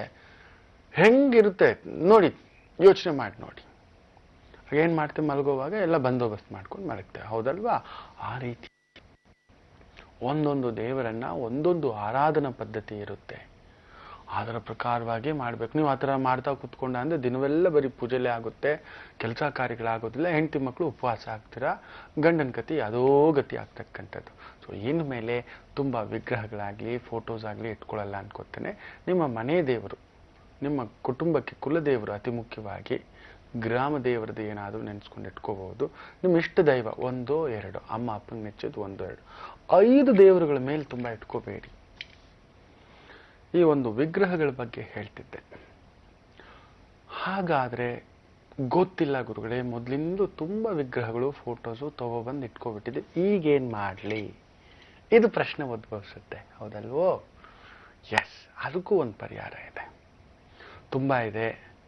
ತುಂಬ ಆ ಒಂದು ಇಟ್ಕೊಂಡು ಏನು ಮಾಡೋದು, ಅದಕ್ಕೀಗೇನೋ ಹೇಳಿಬಿಟ್ಟಿದ್ದೀರಾ, ದಾರಿ ಇಲ್ವಾ? ಖಂಡಿತ ದಾರಿ ಇದೆ. ಆ ತುಂಬ ಇರತಕ್ಕಂಥ ಈ ಫೋಟೋಸನ್ನು ತಗೊಂಡು ಹೋಗ್ಬಿಟ್ಟು ಯಾವುದಾದ್ರೂ ಮರದ ಹತ್ರ ಇಟ್ಬಿಡಿ. ಅದನ್ನು ಅಲಂಕಾರ ಮಾಡ್ಕೊಳ್ಳೋರು ಕೆಲವರು ತೊಗೊಂಡು ಹೋಗಿ ನೀಟಾಗಿ ಮತ್ತೆ ಫ್ರೇಮೆಲ್ಲ ಮಾಡಿ ಮಾರ್ಕೋತಾರೆ, ಅದು ಅವ್ರಿಗೆ ಸೇರಿತು. ಈ ಒಂದು ಫ್ರೇಮಿಂಗ್ಸ್ ಹಾಕಿ ಎಲ್ಲ ಮಾಡ್ತಿರ್ತಾರಲ್ವಾ, ಅವ್ರಿಗೆ ಕೊಟ್ಬಿಡಿ, ಅವ್ರು ಬೇರೆಯವ್ರಿಗೆ ಯಾರಿಗಾದ್ರೂ ಕೊಟ್ಕೊಳ್ತಕ್ಕಂಥದ್ದಾಗುತ್ತೆ. ಏನು ವಿಗ್ರಹಗಳು ಏನು ಮಾಡೋದು ಗುರುಗಳೇ? ಅದನ್ನು ಯಾವುದಾದ್ರೂ ದೇವಸ್ಥಾನಕ್ಕೆ ಕೊಡಬಹುದು, ಯಾರಿಗೂ ಕೊಡೋ ಹಾಗಿಲ್ಲ. ಇಟ್ ಈಸ್ ಲೈಕ್ ಕೊಡುವಾಗಲೂ ಕೆಲವೊಂದು ನಿಯಮಗಳಿರುತ್ತೆ. It should be registered. ಪಾಪ ಅದನ್ನು ಅವ್ರಿಗೆ ನಿಭಾಯಿಸೋ ಶಕ್ತಿ ಇಲ್ಲ, ತಾಕತ್ತಿಲ್ಲ ಅನ್ನತಕ್ಕಂಥದ್ದಾದರೆ ಎಡವಟ್ಟೆ. ಇಟ್ಸ್ ಲೈಕ್ ನಾನು ಮಾಮೂಲಿ ಒಂದು 5 ಲಕ್ಷದ 7 ಲಕ್ಷದ ಕಾರ್ ಇಟ್ಕೊಂಡು ಓಡಾಡಿಸ್ತಿದ್ದೀನಿ ಅಂತ ಇಟ್ಕೊಳ್ಳಿ. ಅದನ್ನು ಇಟ್ಕೊಂಡು ಓಡಾಡ್ಸೋಕೆ ನನಗೆ ಪೆಟ್ರೋಲು ಡೀಸೆಲ್ ಹಾಕ್ಸ್ಲಿಕ್ಕೆ ಮೇಂಟೆನೆನ್ಸ್ಗೆ ಕಷ್ಟ. ಒಂದು 10 ಲಕ್ಷ ರೂಪಾಯಿನ ಕಾರ್ ಇದೆ, ತಿಂಗಳಿಗೊಂದು 5,000 ರೂಪಾಯಿ ಡೀಸೆಲ್ನಪ್ಪ, ಹೆಂಗಪ್ಪ ಮೇಂಟೈನ್ ಮಾಡೋದು? ಏನೋ ಮಾಡ್ತಿದ್ದೀವಿ, ಲೋನು ಏನು ಕಟ್ಕೊಂಡು ಅಂತ ಒಂದು ಮಾತು. ಅಂಥದ್ರಲ್ಲಿ ಒಂದು 1 ಕೋಟಿ ರೂಪಾಯಿನ ಕಾರ್ ಕೊಟ್ಬಿಟ್ರು ಅಂತ ಇಟ್ಕೊಳ್ಳಿ. ಆ 1 ಕೋಟಿ ರೂಪಾಯಿನ ಕಾರು ಇಟ್ಕೊಳ್ಳೋಕ್ಕೆ ಒಂದು ಶೆಡ್ ಹಾಕಬೇಕು. ಅದಕ್ಕೊಂದು ಶೆಡ್ ಹಾಕಿ ದೊಡ್ಡ ಬೀಗ ಬೇರೆ ಹಾಕಿಡಬೇಕು. ಆ 1 ಕೋಟಿ ರೂಪಾಯಿನ ಕಾರ್ ಓಡಿಸ್ಲಿಕ್ಕೆ 25,000 ರೂಪಾಯಿನ ಡ್ರೈವರ್ನ ಇಟ್ಕೋಬೇಕು. ಯಾಕೆಂದರೆ ಅದರಲ್ಲಿರೋ ಮೆಕ್ಯಾನಿಸಮು, ಟೆಕ್ನಿಕಲ್ಲು ಎಲ್ಲವನ್ನೂ ಗೊತ್ತಿರಬೇಕು. ಸಣ್ಣ ಪುಟ್ಟ ಡ್ರೈವರ್ನ ನೀನು ಹೆಂಗೋ ಓಡಿಸಪ್ಪ ಅಂದರೆ ಅದು ಓಡಿಸಿದ್ರೆ ಕಾರ್ ಡ್ಯಾಮೇಜು. ಇನ್ಶೂರೆನ್ಸ್ ಬೇರೆ ವರ್ಷ ಆಯಿತು ಅಂದರೆ ಕಡಿಮೆ ಅಂದರೆ 1 ಲಕ್ಷ ಕಟ್ಟಬೇಕು. ಅದೊಂದು ದೊಡ್ಡ ತಲೆನೋವು. ಅದಾದಮೇಲೆ ಮೇಂಟೆನೆನ್ಸು, ಏನಾದರೂ ರಿಪೇರಿ ಬಂತು ಅಂದರೆ ಕಡಿಮೆ ಅಂದರೂ ಒಂದು 50,000 ಇಟ್ಕೋಬೇಕು. ಇದು ಹೆಂಗೆ ಅಂದರೆ ತಗೊಬಂದು ತಲೆ ಮೇಲೆ ಬೆಂಕಿಯ ಹೊರೆ ಇಟ್ಕೊಂಡು ಹಾಗೆ. ನಮ್ಮ ಕೆಪಾಸಿಟಿ ಇರಬೇಕು, ಅದನ್ನ ಇಟ್ಕೊಂಡು ಮೇಂಟೈನ್ ಮಾಡಲಿಕ್ಕೂ ಕೂಡ ಗೊತ್ತಿಲ್ಲ. ತಗೊಬಂದು ಇಟ್ಕೊಂಡ್ರಿ ಅಂದರೆ ಗೋವಿಂದ. ಸೊ ಹಾಗೆ ಇನ್ನೊಬ್ರು ಬೆಂಜ್ ಕಾರ್ ಕೊಟ್ಟ ಹಾಗೆ, 1 ಕೋಟಿ ರೂಪಾಯಿನ ಕಾರ್ ಕೊಟ್ಟ ಹಾಗೆ ನೀವು ಮಾಡೋದು. ಆನೆನ ಸಾಕೋ, ಹೋಗೋ ನನ್ನ ಹತ್ರ ಆನೆ ಇದೆ ಅಂತ ಕೊಟ್ಟ ಹಾಗೆ. ಅವನಿಗೆ ತಿನ್ನಲಿಕ್ಕೆ ಒಂದು ಹೊತ್ತು ಊಟಕ್ಕೆ ಒದ್ದಾಡ್ತಾ ಅವನಿಗೊಂದು ಆನೆ ಮರಿ ಸಾಕ್ಯವ ಅಂತ ಕೊಟ್ಟ ಹಾಗೆ. ಇದ್ದಿದ್ದು ದೋಷವಾಗಿ ಬಿಡುವುದು. ಅದರಿಂದ ಯಾರಿಗೂ ಕೊಡಬೇಡಿ. ತಗೊಂಡು ಹೊಳೆಯಲ್ಲಿ ಹಾಕಿ, ಬಾವಿಲಿ ಹಾಕಿ, ಕೆರೆಯಲ್ಲಿ ಹಾಕಿ, ಡನ್. ಇಲ್ಲ ದೇವಸ್ಥಾನಕ್ಕೆ ಕೊಟ್ಟುಬಿಡಿ, ತೊಂದರೆ ಇಲ್ಲ. ಅಯ್ಯೋ ಗುರುಗಳೇ ತುಂಬಾ ಬೆಳ್ಳಿ ಐಟಮ್ ಇದೆ, ತೊಂದರೆನೇ ಇಲ್ಲ. ಅದನ್ನೆಲ್ಲ ಕರಗಿಸ್ಬಿಟ್ಟು ಒಂದು ನಾಣಿಗಳ ಥರ ಮಾಡಿ ದೇವಸ್ಥಾನಕ್ಕೆ ಕೊಡಬಹುದು. ಇಲ್ಲ ಅವ್ರಿಗೆ ಕೊಟ್ಬಿಡಿ, ಅವ್ರ ನಾಣಿಗಳ ಥರ ಮಾಡಿಸ್ಕೊಂಡು ದೇವ್ರಿಗೆ ಹಾಕ್ಕೋತಾರೆ. ಅದಕ್ಕೊಂದು ಬೆಲೆ ಕೊಟ್ಕೊಂಡು ಅವ್ರು ಏನಾದರೂ ಮಾಡ್ಕೊಳ್ಳಿ. It's belongs to them. ಕೊಟ್ಟದ್ದು ಅವರದ್ದು, ಅದು ಅವರದ್ದು. ಅದ್ರ ಬಗ್ಗೆ ಏನು ಮಾಡಿದ್ರು, ಉಪಯೋಗ ಮಾಡಿದ್ರ ಇಲ್ವಾ, ಹಾಳು ಮಾಡ್ಕೊಂಡ್ರ, ವೃದ್ಧಿ ಆದ್ರ, it's nothing belongs to you. ಇದನ್ನ ನೆನಪಿನಲ್ಲಿ ಇಟ್ಕೊಳ್ಳಿ. ಅಷ್ಟು ಬಿಟ್ಟು ಅಯ್ಯೋ ಗುರುಗಳೇ ಇನ್ನು ಕೆಲವ್ರು ಗೊತ್ತಿರೋಲ್ಲ, ಮುರಿದು ವಿಗ್ರಹ ಎಲ್ಲ ಇಟ್ಕೊಬಿಟ್ಟಿರ್ತೀರಪ್ಪ, ಅದು ಬೇರೆ ಎಡವಟ್ಟು. ನೋಡಿ ಇನ್ನೊಂದಿದೆ ಪ್ರಾಬ್ಲಮ್ಮು. ಇದೆಲ್ಲದಕ್ಕಿಂತಲೂ ವಿಗ್ರಹಗಳು ತಂದಿಟ್ಕೊಂಡಿದ್ದೀರಾ, ವಾರಕ್ಕೊಮ್ಮೆ ಏನೋ ಒಂದು ಪೂಜೆ ಮಾಡ್ಕೋತೀರಾ, ಚಲ್ತಾಯ ಏನೋ ಒಂದು ಕಾಮನ್ ಪೂಜೆ ಮಾಡ್ಕೋತಿದ್ದೀರಾ, ನಮಸ್ತೆಪ್ಪ ನಮ್ಗೊಂದು ದಾರಿ ತೋರ್ಸಪ್ಪ ಅಂತ. ರಾಮ ಕೆಲವ್ರು ಇರ್ತಾರೆ ಗೊತ್ತಿಲ್ಲ, ತಗೊಬಂದು ಪೋಟ್ಗೆನಲ್ಲಿ ಇಟ್ಕೊಬಿಟ್ಟಿರ್ತಾರೆ ವಿಗ್ರಹಗಳನ್ನ. ಯಾರೋ ಗಿಫ್ಟ್ ಕೊಟ್ರು ಅಂತೆಲ್ಲ ಶೋ ಪೀಸಲ್ಲೆಲ್ಲ ಇಟ್ಕೊಂಡಿರ್ತಾರೆ. ಅಲ್ಲಿ ನೋಡಿ ಅವ್ರು ಏನಾದ್ರು ನೆಮ್ಮದಿಯಾಗಿರ್ತಾರ ಅಂತಕ್ಕಂಥದ್ದು ಖಂಡಿತ ಇಲ್ಲ. ಇನ್ನಷ್ಟು ಸಮಸ್ಯೆಗಳೇ. ಯಾರಿಗೆ ಜಾಸ್ತಿ ಒಂದು ಶೋಕೇಸಲ್ಲೆಲ್ಲ ಇಟ್ಟಿರ್ತಕ್ಕಂಥ ಅಭ್ಯಾಸ, ತುಂಬಾ ದೊಡ್ಡ ದೊಡ್ಡ ಕಲಾವಿದರುಗಳು, ರಾಜಕಾರಣಿಗಳು, ತುಂಬಾ ದೊಡ್ಡ ದೊಡ್ಡ ಸ್ಟಾರ್ಗಳು, ಅವ್ರು ಯಾರಾದ್ರೂ ನೆಮ್ಮದಿಯಾಗಿದ್ದಾರ ಹೆಂಡತಿ ಮಕ್ಕಳ ಜೊತೆ, ಗಂಡ ಮಕ್ಕಳ ಜೊತೆ, ಮೊಮ್ಮಕ್ಕಳ ಜೊತೆ ಅನ್ನತಕ್ಕಂಥದ್ದನ್ನ ನೋಡಿ. ಅಲ್ಲಿ ಡೈವರ್ಸ್ಗಳು, ಮುರುತುಗಳು, ಒದ್ದಾಟಗಳು, ಒಂದ್ರ ಮೇಲೊಂದು ಅನಾಹುತಗಳು, ದುಡ್ಡಿದೆ. ಎಲ್ಲರೂ ಕುಳಿತು ಅಚ್ಚುಕಟ್ಟಾಗಿ ಊಟ ಮಾಡಿದ್ ನಾವು ನೋಡೇ ಇರೋಲ್ಲ, ಕೇಳೇ ಇರೋಲ್ಲ ಅಂತ ಒಂದು ಭಾವ. ಅದರಿಂದ ಇನ್ನು ಮೇಲೆ ಪೂಜೆ ಮಾಡಿದೆಯೋ ವಿಗ್ರಹಗಳನ್ನು ಇಡಬಾರದು. ಇಟ್ಟ ಮೇಲೂ ತುಂಬಾ ಪೂಜೆಗಳನ್ನ ಮಾಡುವಷ್ಟರ ಮಟ್ಟಕ್ಕೆ ತುಂಬಾ ವಿಗ್ರಹಗಳು ಕೂಡ ತುಂಬಿಸಿಕೊಳ್ಳಬಾರದು. ಇದನ್ನ ನೆನಪಿನಲ್ಲಿಟ್ಕೊಳ್ಳಿ. ಇಲ್ಲ ಅಂದ್ರೆ ಅನಾಹುತವೇ. ಆ ಅನಾಹುತಕ್ಕೆ ನೀವೇ ಜವಾಬ್ದಾರರು, ನಾವಲ್ಲ, ಇನ್ಯಾರೂ ಅಲ್ಲ, ನೀವೇ. ತುಂಬಾ ತುಂಬಿಸ್ಕೊಂಡು ಇಷ್ಟೆಲ್ಲ ತುಂಬಿಸ್ಕೊಂಡು ಕಚ ಈ ಬುಕ್ ತೆಗಿ, ಆ ಬುಕ್ ತೆಗಿ, ಇದು ಅಂದ್ರೆ ನಿಮ್ಗೆ ನೋಡೋಕೆ ಹೆಂಗಿರುತ್ತೆ ಅಭಾಸ. ಏನ್ ಮಾಡ್ತವ್ರೆ ಗುರುಜಿ, ಎಲ್ಲೋ ನೋಡ್ಕೊಂಡು ಏನೋ ಇದು ಹೇಳ್ತವ್ರೆ, ಇದನ್ನ ನೋಡ್ಕೊಂಡು ಇದು ಹೇಳ್ತವ್ರೆ, ಇದನ್ನೆತ್ತು ಅಂದ್ರೆ ನೀವು ನನ್ನ ಪ್ರೋಗ್ರಾಮ್ನ ಚೇಂಜ್ ಮಾಡ್ತೀರಾ. ಒಬ್ಬ ಮನುಷ್ಯ, ಒಬ್ಬ ಅತಿಥಿ ಬಂದಿದ್ರೆ ಒಂದು 10 ಐಟಮ್ ಇಟ್ಬಿಡಿ, ತಿನ್ನಿ ಅಂತ. ಅವ್ನು ತಿಂತಾನ ಪಾಪ. ಸಾರ್ ನಂಗೆ 2 ಐಟಮ್ ಸಾಕು ಸರ್, ಇಷ್ಟೊಂದು ಬೇಡ ಸಾರ್ ಅಂತ. ಹೌದಲ್ವೋ? ನಾವು ಮನೆಗೆ ಬಂದಾಗ ನಾವು ಅದೇ ಹೇಳೋದು, ನಂಗೇನು ಬೇಡ, ಒಂದು ಲೋಟ ನೀರು ಕೊಟ್ಬಿಡಿ, ಏನೇನೋ ಮಾಡೋಕೆ ಹೋಗ್ಬಿಡಿ, ಏನು ಬೇಡ, ಒಂದು ಲೋಟ ಮಜ್ಜಿಗೆ ಕೊಟ್ಬಿಡಿ ಸಾಕು, ಇಲ್ಲಾಂದ್ರೆ ಒಂದು ಕಾಫಿ ಕೊಟ್ಬಿಡಿ, ಇಲ್ಲ ಶುಗರ್ಲೆಸ್ ಕಾಫಿ ಕೊಡಿ, ಆಮೇಲೆ ಡಯಾಬಿಟಿಕ್ ಪೇಷಂಟ್ ಅಂತಕ್ಕಂಥದ್ದು.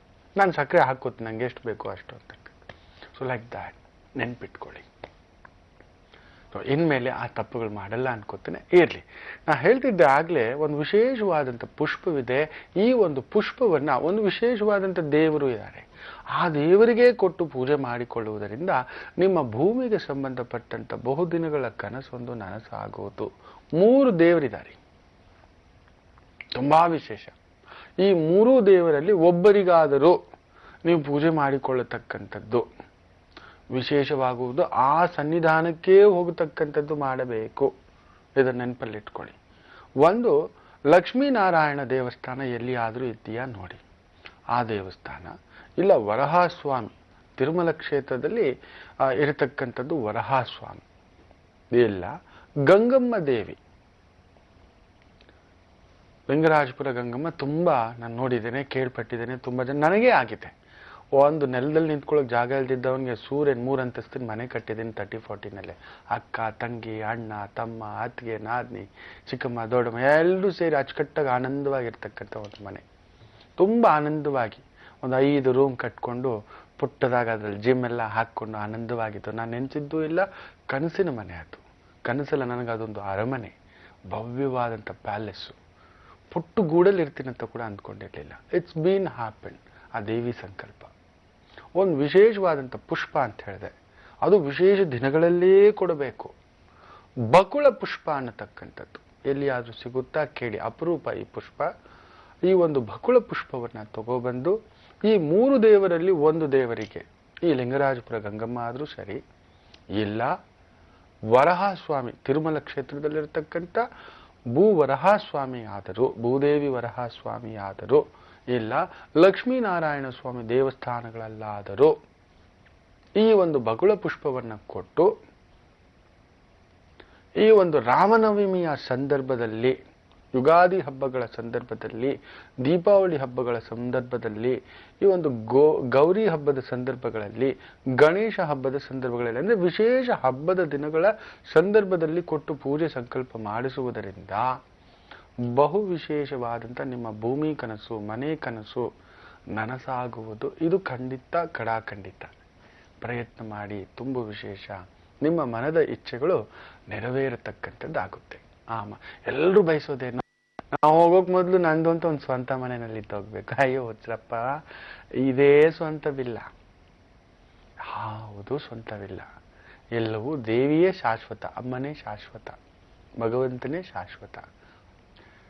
ಈ ಒಂದು ಕೊನೆಯದಾಗಿ ಈ ಒಂದು ದಿನ ಭವಿಷ್ಯ ಹೇಳ್ತಕ್ಕಂಥ ಸಂದರ್ಭ. ಅದಕ್ಕೂ ಮೊದಲು ಈ ಒಂದು ಪಿತ್ತಕೋಶದ ಸಮಸ್ಯೆಗಳಿಗೆ, ಈ ಒಂದು ಅಜೀರ್ಣ ಸಮಸ್ಯೆ, ಅಸಿಡಿಟಿ ಸಮಸ್ಯೆ, ಅಲ್ಸರ್ ಸಮಸ್ಯೆ, ಅತಿ ಮುಖ್ಯವಾಗಿ ಈ ಜಾಂಡಿಸ್ ಪ್ರಾಬ್ಲಮ್ ಆಗ್ತಿದೆ, ಲಿವರ್ ಪ್ರಾಬ್ಲಮ್ ಆಗ್ತಿದೆ ಅನ್ನತಕ್ಕಂಥದ್ದು. ಪಿತ್ತಕೋಶದ ವಿಕಾರಗಳು. ಕೆಲವರಿಗೆ ಕುಡುಕರಿರ್ತಾರೆ, ಏನು ಮಾಡೋಕ್ಕಾಗೋದಿಲ್ಲ. ಕುಡಿತ ಇದ್ರೂ ಕೂಡ ಅದನ್ನು ನಾವು ನಿಯಂತ್ರಿಸ್ಬೇಕು. ಪ್ರತಿಯೊಂದನ್ನು ಅಷ್ಟೇ, ಪ್ರತಿಯೊಂದು ಕುಡುತ್ತವೆ, ಪ್ರತಿಯೊಂದು ಕಿಕ್ಕೆ. ಆ ಕಿಕ್ಕು ನಮ್ಮನ್ನು ಕಂಟ್ರೋಲ್ ಮಾಡಬಾರ್ದು, ನಾವು ಅದನ್ನು ಕಂಟ್ರೋಲ್ ಮಾಡಬೇಕು. ಪ್ರತಿಯೊಂದು, ನೀವೊಂದು ಕೋಪಗೊಳ್ತೀರಂದ್ರೆ ಅದು ಕಿಕ್ಕೆ, ತುಂಬ ಊಟ ಮಾಡ್ತೀರಂದ್ರೆ ಅದು ಕಿಕ್ಕೆ, ತುಂಬ ಕೆಲಸ ಮಾಡ್ತೀರಂದ್ರೆ ಅದು ಕಿಕ್ಕೆ. ಅಂದರೆ you have been addicted to work like that, sleep like that, think like that, walk like that, work like that, drink like that, eat like that. ಆ ಒಂದು ಸೆಕ್ಸ್ ಇರ್ಬೋದು, ಒಂದು ಲವ್ ಇರ್ಬೋದು. ಕೆಲವರು ನೋಡಿ ಆತ್ಮಹತ್ಯೆ ಮಾಡ್ಕೋತಿರ್ತಾರೆ. ಕೆಲವರು ಆ ಒಂದು ಕಾಮಭಾವನೆಗೆ ಒಳಗಾಗಿ ಏನಾದರೂ ಒಂದು ಅನೈತಿಕ ಸಂಬಂಧಗಳು ಮಾಡ್ಕೊಳ್ತಕ್ಕಂಥದ್ದು ನಾವು ನೋಡಿರ್ತೇವೆ. Kick, they are not able to control. ಕೆಲವ್ರಿಗೆ ಕೆಲಸದ ಕಿಕ್ಕು, ಅಯ್ಯೋ ರಾಮ ಕೇಳಬೇಡಿ, ಕೆಲಸ ಕೆಲಸ ಕೆಲಸ. ಇನ್ನೂ ಕೆಲವರು ಇರ್ತಾರೆ ಪುಣ್ಯಾತ್ಮರು, ಮನೆ ಕಿಕ್ಕು, ಮನೆ ಬಿಟ್ಟು ಹೊರಗಡೆನೇ ಬರೋಲ್ಲ. ಹೆಂಡತಿ ಕಿಕ್ಕು ಇಲ್ಲ ಗಂಡನ ಕಿಕ್ಕು, ಅವ್ರಿಗೆ ಅದು ಬಿಟ್ಟರೆ ಪ್ರಪಂಚನೇ ಇಲ್ಲ. ಯಾವಾಗ ನೋಡಿದ್ರೆ ನಾನು ಹೋಗಲ್ಲ. ಎವ್ರಿಥಿಂಗ್ ಈಸ್ ಅ ಕಿಕ್ ಅಂತೀವಿ. ಅಂಥ ಕಿಕ್ಕು ನಾವು ನಮ್ಮ ಸ್ವಾಧೀನದಲ್ಲಿ ಇಟ್ಕೋಬೇಕೇ ವಿನಃ ಅದು ನಮ್ಮನ್ನು ಸ್ವಾಧೀನ ಮಾಡಬಾರ್ದು. ಈ ಕುಡುಕರು ಇರ್ತಾರೆ, ಕೆಲವರು ಕುಡುತದ ಅಭ್ಯಾಸ ಆಗ್ಬಿಟ್ಟಿರ್ತಾರೆ, ಮದ್ಯಪಾನದ ಅಭ್ಯಾಸ. ಅದು ಅವ್ರನ್ನ ಕಂಟ್ರೋಲ್ ಮಾಡಿ ಆ ಪಿತ್ತಕೋಶ ಡ್ಯಾಮೇಜ್, ಹೀಗೆ ಶಿವರಿಂಗ್ ಆಗೋದು, ಆ ಕುಡಿತದಿಂದ ಏನೋ ತೂರಾಡೋದು, ಏನೋ ಮಾತಾಡೋದು ಅನ್ನತಕ್ಕಂಥ ಒಂದು ಸಮಸ್ಯೆಗಳು ಅದನ್ನಾಗಿ ಪಿತ್ತಕೋಶದ ಮೇಲೆ ಪ್ರಭಾವ ಬೀರಿ ಆ ಲಿವರ್ ಪ್ರಾಬ್ಲಮ್, ಲಿವರ್ ಡ್ಯಾಮೇಜ್ ಈ ಥರದ್ದೆಲ್ಲ ಆಗ್ತಕ್ಕಂಥದ್ದು. ಕುಡಿಲೇಬಾರ್ದು, ಕುಡಿದ್ರೆ ಶಿವನ ಪಾದವೇ ನೇರವಾಗಿ ಹೇಳ್ತಿರ್ತಾರೆ. ಅಂಥ ಒಂದು ಸಂದರ್ಭದಲ್ಲಿ ಲಿವರ್ ಏನೋ ಡ್ಯಾಮೇಜ್ ಆಗ್ತಿದೆ. ಬಟ್ ಕೆಲವ್ರು ಕುಡಿತ ಮಾಡಿದ್ರೂ ಡ್ಯಾಮೇಜ್ ಆಗುತ್ತೆ, ಕೆಲವ್ರ ಕರ್ಮಾನುಸಾರ ಕುಡಿತವಿಲ್ಲದೆಯೂ ಕೂಡ ಆ ಒಂದು ಇನ್ನು ಕೆಲವರಿಗೆ ಮೂಲವ್ಯಾಧಿ ಸಮಸ್ಯೆಗಳು ಕಾಡ್ತಕ್ಕಂಥದ್ದಾಗುತ್ತೆ. ಅಂತಹವರಿಗೆ ಇವತ್ತೊಂದು ವಿಶೇಷವಾದಂಥ ಮನೆ ಮದ್ದನ್ನು ಹೇಳ್ತೇನೆ. ಭರಣಿ ನಕ್ಷತ್ರ ಬೇರೆ, ಈ ಒಂದು ಶುಕ್ರವಾರವೇ ಶುಕ್ರ ನಕ್ಷತ್ರ ಬಂದರೆ ತುಂಬಾ ವಿಶೇಷ ಅಂತ ಹೇಳ್ತೇವೆ. ಅಂಥದ್ರಲ್ಲಿ ಈ ಒಂದು ಶುಕ್ರ ಪ್ರಭಾವಕ್ಕೆ ಒಳಗಾಗಿರ್ತಕ್ಕಂಥ ಪಾರಿಜಾತ ಪುಷ್ಪ, ಪಾರಿಜಾತ ಅಂತ ಹೇಳಿದ್ರೇನೆ ಮಂದಾರಂ ಅನ್ನತಕ್ಕಂಥ ಒಂದು ಮಾತು ಹೇಳ್ತಾರೆ. ಕೃಷ್ಣವೇಣು ಶಫಾಲಿ ಅನ್ನತಕ್ಕಂಥ ಮಾತನ್ನ ತೆಲುಗಿನಲ್ಲೂ, ತಮಿಳಿನಲ್ಲಿ ಪಾವಲ ಮಲ್ಲಿಗೈ ಅನ್ನತಕ್ಕಂಥ ಮಾತು ಹೇಳ್ತಾರೆ. ಸಂಸ್ಕೃತದಲ್ಲಿ ಶಫಾಲಿಕ, ಸಂಜೆ ಪಾರಿಜಾತ, ಹರಸಿಂಗಾರ ಅನ್ನತಕ್ಕಂಥ ಒಂದು ಮಾತು, ನೈಟ್ ಜಾಸ್ಮಿನ್ ಅನ್ನತಕ್ಕಂಥ ಮಾತು ಇಂಗ್ಲಿಷ್ನಲ್ಲಿರ್ತಕ್ಕಂಥದ್ದು. ಈ ಒಂದು ಪಾರಿಜಾತ ಪುಷ್ಪದ ಗಿಡದ ಎಲೆಯ ರಸವನ್ನ ಆ ಒಂದು ಬಿಸಿ ಮಾಡಿ ಒಂದು ಬೆಂಕಿ ಕೆಂಡದ ಮೇಲೆ ಹಾಕಿ ಹೀಗೆ ಹಿಂಡು ಬಿಟ್ಟು ಆ ರಸವನ್ನು 2 ಸ್ಪೂನ್ ಖಾಲಿ ಹೊಟ್ಟೆನಲ್ಲಿ ಬೆಳಿಗ್ಗೆ ಸಂಜೆ ರಾತ್ರಿ, ಇಲ್ಲ ಬೆಳಿಗ್ಗೆ ಮಧ್ಯಾಹ್ನ ಸಂಜೆ ರಾತ್ರಿ 4 ಬಾರಿ ಇಲ್ಲ 3 ಬಾರಿ ಕಂಟಿನ್ಯೂಸ್ ಆಗಿ ಒಂದು 48 ದಿನ ತೆಗೆದುಕೊಳ್ಳೋದ್ರಿಂದ ಈ ಅಲ್ಸರ್, ಅಪೆಂಡಿಸ್, ಗ್ಯಾಸ್ಟ್ರಿಕ್, ಮೂಲವ್ಯಾಧಿ, ಅತಿ ಮುಖ್ಯವಾಗಿ ಪಿತ್ತಕೋಶದ ವ್ಯಾಧಿಗಳ ಒಂದು ಸಮಸ್ಯೆಗೆ ಪರಿಷ್ಕಾರವನ್ನ ಕಂಡುಕೊಳ್ಳಬಹುದು ಅನ್ನತಕ್ಕಂಥ ಮಾತು ಆಯುರ್ವೇದದಲ್ಲಿ ಉಲ್ಲೇಖ. ಸೊ ಪ್ರಯತ್ನ ಮಾಡ್ತೀರಾ ಅಂತ ಅನ್ಕೋತೇನೆ. ಒಳ್ಳೇದಾಗ್ಲಿ. ಬನ್ನಿ ಈ ರಾಶಿ ಭವಿಷ್ಯಕ್ಕೆ ಬಂದ್ಬಿಡೋಣ. ಅತಿ ಮುಖ್ಯವಾಗಿ ಇವತ್ತು ಭರಣಿ ನಕ್ಷತ್ರ ಪ್ರಭಾವದ ಒಂದು ದಿನವಾಗಿರ್ತಕ್ಕಂಥದ್ದು. ಚಂದ್ರ ಶುಕ್ರ ನಕ್ಷತ್ರ, ಆ ಶುಕ್ರ ಚಂದ್ರನ ಜೊತೆಯಲ್ಲೇ ವಿಶೇಷವಾಗಿ ಅಶ್ವಿನಿ ನಕ್ಷತ್ರದ ಪ್ರಭಾವಕ್ಕೆ ಒಳಪಟ್ಟು ಇರತಕ್ಕಂಥದ್ದು. ನೋಡೋಣ ಯಾರ್ಯಾರಿಗೆ ಯಾವ ರೀತಿ ಇದೆ ಅನ್ನತಕ್ಕಂಥದ್ದು. ಮೇಷರಾಶಿ ಫ್ಯಾಂಟಾಸ್ಟಿಕ್ ಡೇ. ಅದರಲ್ಲೂ ಪ್ರೀತಿ, ಪ್ರೇಮ, ಪ್ರಣಯ, ಪ್ರಯಾಣ, ವಿಶೇಷ ಭೋಜನ, ವಿಶೇಷ ಬಂಧು ಆಗಮನ, ಪ್ರವಾಸ, ಟ್ರಿಪ್ ಹೋಗಬೇಕು, ಹನಿಮೂನ್ ಹೋಗಬೇಕು, ಮದುವೆ ಮಾಡಬೇಕು, ಪ್ರೀತಿಯೇ ಮಾಡ್ತಿದ್ದೀರಾ, ಮನೇಲಿ ಒಪ್ಪಿಸ್ಬೇಕು, ಪ್ರಪೋಸ್ ಮಾಡಬೇಕು. ಶುಕ್ರವಾರವೇ ಭರಣಿ ನಕ್ಷತ್ರವೇ, ಆ ಶುಕ್ರನು ಚಂದ್ರನ ಜೊತೆ ಸೇರಿರ್ತಕ್ಕಂಥದ್ದು ಕಲಾವಿದರಿಗೆ, ಸಂಗೀತಗಾರರಿಗೆ, ಮಾಧ್ಯಮ ಪ್ರಪಂಚದಲ್ಲಿ ಇರತಕ್ಕಂಥವರಿಗೆ, ಈ ಮೆಡಿಸಿನ್ಸ್ ಅಲ್ಲಿ ಇರತಕ್ಕಂಥವರಿಗೆ, chemical, fertilizers, export, imports, travels, tourism ಇದರಲ್ಲಿರ್ತಕ್ಕಂಥವರಿಗೆ ವಿಶೇಷವಾದಂಥ ಅನುಕೂಲಕರವಾಗಿರ್ತಕ್ಕಂಥ ಒಂದು ದಿನ. ವೃಷಭ ರಾಶಿ ನಿಮಗೂ ಅಷ್ಟೇ. ಚಂದ್ರ 12ನೇ ಮನೆಯಲ್ಲಾದರೂ ಶುಕ್ರ ನಕ್ಷತ್ರ, ಶುಕ್ರನ ಜೊತೆಲೇ ಇರೋದ್ರಿಂದ ಆ ಒಂದು ಮೋಜಿಗೋಸ್ಕರ, ಆನಂದಕ್ಕೋಸ್ಕರ, ಖುಷಿಗೋಸ್ಕರ ಖರ್ಚು ಕೊಡ್ತಕ್ಕಂಥದ್ದು ಎಷ್ಟೋ ಜನಕ್ಕೆ ಗೊತ್ತಿಲ್ಲ. ಶುಕ್ರ 12ನೇ ಮನೆಯಲ್ಲೇ ಇರಬೇಕು. ಆನಂದ ಮೋಜು ಅನ್ನೋದು ಬಂದು ಮಲಗುವಾಗ ಆ ತೃಪ್ತಿಯಾಗಿ ಮಲಗ್ತೀವಲ್ವಾ, ಆ ಶುಕ್ರ ಪ್ರಭಾವ ಬಾ ಇದಪ್ಪ ಅನ್ನತಕ್ಕಂಥದ್ದು ಅಲ್ಲಿದ್ರೇನೆ ಅಂತೆ ಒಂದು ತೃಪ್ತ, ಆ ಒಂದು ಪ್ರೀತಿಯಿಂದ, ಒಂದು ಅನುರಾಗದ. ಟೆನ್ಷನ್ ಟೆನ್ಷನ್ ಟೆನ್ಷನ್, ಕುಜ 12ನೇ ಮನೇಲಿದ್ರೆ ಟೆನ್ಷನಲ್ಲೇ ಮಲಗ್ತೀರಾ. ಶನಿ 12ನೇ ಮನೇಲಿ ಇತ್ತು ಅಂದ್ರೆ ಯಾವುದೂ ಇಲ್ಲ, ಬಂದು ಮಲಗಿದ್ರೆ ಸಾಕಪ್ಪ ಸ್ವಯ್ ಅಂತ ಹೋಗ್ಬಿಟ್ಟಿರ್ತೀರ. ಗುರು ಇದ್ರೆ ಮಕ್ಕಳ ಬಗ್ಗೆ ಚಿಂತೆ, ಸೂರ್ಯ ಇದ್ರೆ ಅಧಿಕಾರದ ಚಿಂತೆ, ಚಂದ್ರ ಇದ್ರೆ ಅಮ್ಮನ ಚಿಂತೆ, ಇಲ್ದಿದ್ದ ಮಾನಸಿಕ ಕ್ಷೋಭೆ, ರಾಹು ಇದ್ರೆ ಭಯ, ಕೇತು ಇದ್ರೆ ವಿಪರೀತವಾದಂತಹ ವಿಫಲತೆ. ಧಾರ್ಮಿಕ ಕಾರ್ಯಗಳಲ್ಲಿ ವಿಶೇಷ ಪ್ರಗತಿಯನ್ನು ಕಾಣತಕ್ಕಂಥದ್ದು. ಧನ ಸಂಪಾದನೆಯಲ್ಲಿ, ಅದರಲ್ಲೂ stock market, share market, finance, real estate ಇದಕ್ಕೆ ಸಂಬಂಧಪಟ್ಟಂಥದ್ರಲ್ಲಿ ವಿಶೇಷ ಧನ ಸಂಪಾದನೆ ಮಾಡುವಿರಿ. ಖರ್ಚು ಅಷ್ಟೇ ಇರುತ್ತೆ. ಇನ್ನು ಮಿಥುನ ರಾಶಿ, ಲಾಭಸ್ಥಾನದ ಚಂದ್ರ ವಿಶೇಷ ಲಾಭವನ್ನು ತಂದು ಕೊಡ್ತಾನೆ. ಶುಕ್ರ ಪ್ರಭಾವದಲ್ಲಿರೋದ್ರಿಂದ ಈ ಒಂದು ಸೆಂಟ್ ವ್ಯಾಪಾರ ಮಾಡ್ತಿರ್ತಕ್ಕಂಥದ್ದು. ಒಳ್ಳೆ ಸೆಂಟ್ ಹಾಕೋತೀರಂದ್ರೂ ಕೂಡ ಶುಕ್ರ, ನೆನ್ಪಿಟ್ಕೊಳ್ಳಿ. ಒಳ್ಳೆ ಒಂದು ಕಡ್ಗ ಹಾಕ್ತೀರಾ, ಬ್ರೇಸ್ಲೆಟ್ ಹಾಕ್ತೀರಾ. ಮಾಮೂಲಿ ಉಂಗುರ ಬೇರೆ, ಬ್ರೇಸ್ಲೆಟ್ ಲುಕ್ಸ್ ಮೋರ್ ಬೆಟರ್, ಕಡ್ಗ ಇನ್ನೂ ಬೆಟರ್ ಆಗಿ ಕಾಣಿಸುತ್ತೆ. ಒಂದು ಪುಟ್ಟ ಚೈನ್ ಬೇರೆ, ಕಾಸಿನ ಚೈನ್ ಬೇರೆ, ಕರಿಮಣಿ ಚೈನ್ ಬೇರೆ, ಹವಳದ ಚೈನ್ ಬೇರೆ, ರುದ್ರಾಕ್ಷಿ ಚೈನ್ ಬೇರೆ. ಸೊ ಇವುಗಳೆಲ್ಲ ಪ್ರತೀಕ ಶುಕ್ರ. ಸೊ ಅಂಥ ಒಂದು ಪ್ರಭಾವ, ಒಳ್ಳೆ ಒಡವೆ, ಆಭರಣ, ಊಟ, ಉಪಚಾರದ, ಅಧಿಕಾರದ, ಅಂತಸ್ತಿನ, ಸ್ಟೇಟಸ್ಸಿನ ದಿನ. ಕಟಕ ರಾಶಿ ಅಂತೂ ಉದ್ಯೋಗದಲ್ಲಿ ವಿಶೇಷವಾದಂಥ ಯಶಸ್ಸು, ಆನಂದ, ನೆಮ್ಮದಿ ನೋಡತಕ್ಕಂಥ ದಿನ. ಅದರಲ್ಲೂ ಈ banking, finance, entertainment, theatre, clubs, restaurants, hotels, acting, musicians super ದಿನ. ಸಿಂಹರಾಶಿ ಆರೋಗ್ಯ ಚೇತರಿಕೆ, ಧಾರ್ಮಿಕ ಕಾರ್ಯಗಳಲ್ಲಿ ಪ್ರಗತಿ, ವಿಶೇಷ ಲಾಭವನ್ನು ಧರ್ಮ ಕಾರ್ಯಗಳ ಮೂಲಕ ಪಡೆಯತಕ್ಕಂಥದ್ದಾಗುವುದು. ತಂದೆ ಆರೋಗ್ಯದಲ್ಲೂ ಚೇತರಿಕೆ ಆಗ್ತಕ್ಕಂಥದ್ದು. ಆಕಸ್ಮಿಕವಾಗಿ ಯಾವುದೋ ಒಂದು ವಸ್ತು ಇವತ್ತೆಲ್ಲಾದರೂ ಇಟ್ಟು ಮರಿತಕ್ಕಂಥದ್ದು ಆಗುತ್ತೆ. ಕನ್ಯಾ ರಾಶಿ ಅಷ್ಟಮದಲ್ಲಿರ್ತಕ್ಕಂಥ ಚಂದ್ರ ಶುಕ್ರ ಭಾವ, ಆಕಸ್ಮಿಕವಾಗಿ ಬಂಧು ಓರ್ವರ ಆಗಮನ, ಆಕಸ್ಮಿಕ ಖರ್ಚುಗಳ ಆಗಮನ, ಖುಷಿಗೋಸ್ಕರ ಯಾವುದೋ ಒಂದು ದಿಢೀರಂತ ಪಾಸ್ ಆಗಿದ್ರೆ ನಮಗೆ ಪಾರ್ಟಿ ಕೊಡಿಸಿಪ್ಪ, ಊಟಕ್ಕೆ ಕರ್ಕೊಂಡು ಹೋಗಿಪ್ಪ, ಒಳ್ಳೆ ಹೋಟ್ಲಿಗೆ ಕರ್ಕೊಂಡು ಹೋಗಿಪ್ಪ, ಸ್ವೀಟ್ ಕೊಡಿಸಿಪ್ಪ ಅನ್ನತಕ್ಕಂಥದ್ದು. ಯಾವುದೋ ಒಂದು ಟ್ಯಾಕ್ಸ್ ಬೀಳುತ್ತೆ ಇವತ್ತು ನಿಮಗೆ ಆತ್ಮೀಯರ ಮೂಲಕ. ಟ್ಯಾಕ್ಸ್ ಇಸ್ ನಥಿಂಗ್ ಬಟ್ ಖರ್ಚು ಅನ್ನತಕ್ಕಂಥದ್ದು. ಉದ್ಯೋಗದಲ್ಲಿ ದಿಢೀರಂತ ಸ್ಥಳ ಬದಲಾವಣೆ, ಸ್ಥಾನ ಬದಲಾವಣೆ ಇರತಕ್ಕಂಥ ಉದ್ಯೋಗ ಕಳೆದುಕೊಳ್ಳುವ ಭೀತಿಯೂ ಇದೆ. ನಿಮ್ಮ ಬಾಯಿ ಒಡಕು. ಸೂರ್ಯ 7ನೇ ಮನೆ, ಬುಧಾನು 7ನೇ ಮನೆ ನೀಚ, ಎಚ್ಚರಿಕೆ.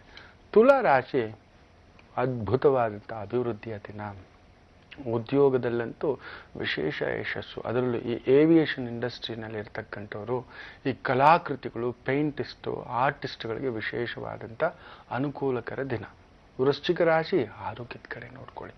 ಶುಗರಲ್ಲಿ ಏನಾದರೂ ವೇರಿಯೇಷನ್, ಡಸ್ಟ್ ಅಲರ್ಜಿನಲ್ಲಿ ಏನಾದರೂ ವೇರಿಯೇಷನ್, ಬ್ಯಾಕ್ ಪೇನ್ ಏನಾದರೂ ಇದ್ದರೆ ಏರುಪೇರು. ಅತಿ ಮುಖ್ಯವಾಗಿ ಮನಸ್ಸು ಖಿನ್ನತೆ ಆಗುತ್ತೆ. ತಂದೆ ಕಡೆ ಗಮನ ಕೊಡಿ. ಇನ್ನು ಧನುಸು ರಾಶಿ ಮಕ್ಕಳ ಶುಭ ಕಾರ್ಯದಲ್ಲಿ ಪ್ರಗತಿ.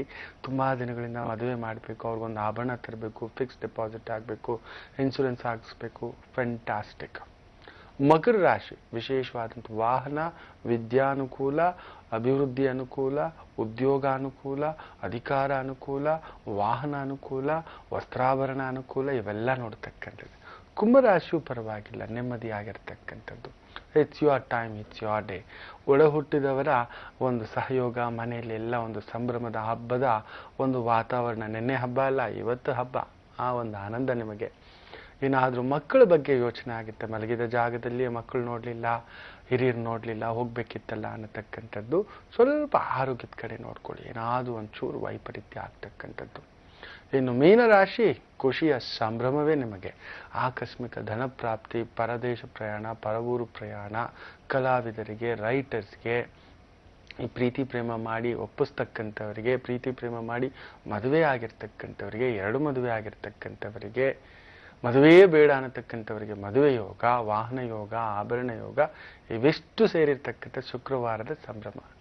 ಸೊ ಎಲ್ಲರಿಗೂ ಒಳ್ಳೆಯದಾಗಲಿ. ಇದಿಷ್ಟು ದ್ವಾದಶ ರಾಶಿ ಫಲಾನುಫಲ. ಶುಕ್ರ ಇನ್ನಷ್ಟು ಆನಂದ ತಂದುಕೊಡ್ಲಿ. ಆನಂದದಲ್ಲೇ ತೇಲಾಗಬೇಡಿ. ಆನಂದ ಅನ್ನೋದು ಕಳೆದು ಹೋಗುತ್ತೆ, ಹೌದಲ್ವಾ? ಎಚ್ಚರಿಕೆ ಇರಲಿ. ಎಲ್ಲರಿಗೂ ಶುಭವಾಗಲಿ. ಓಂ ಬ್ರಹ್ಮಾನಂದ ಓಂಕಾರ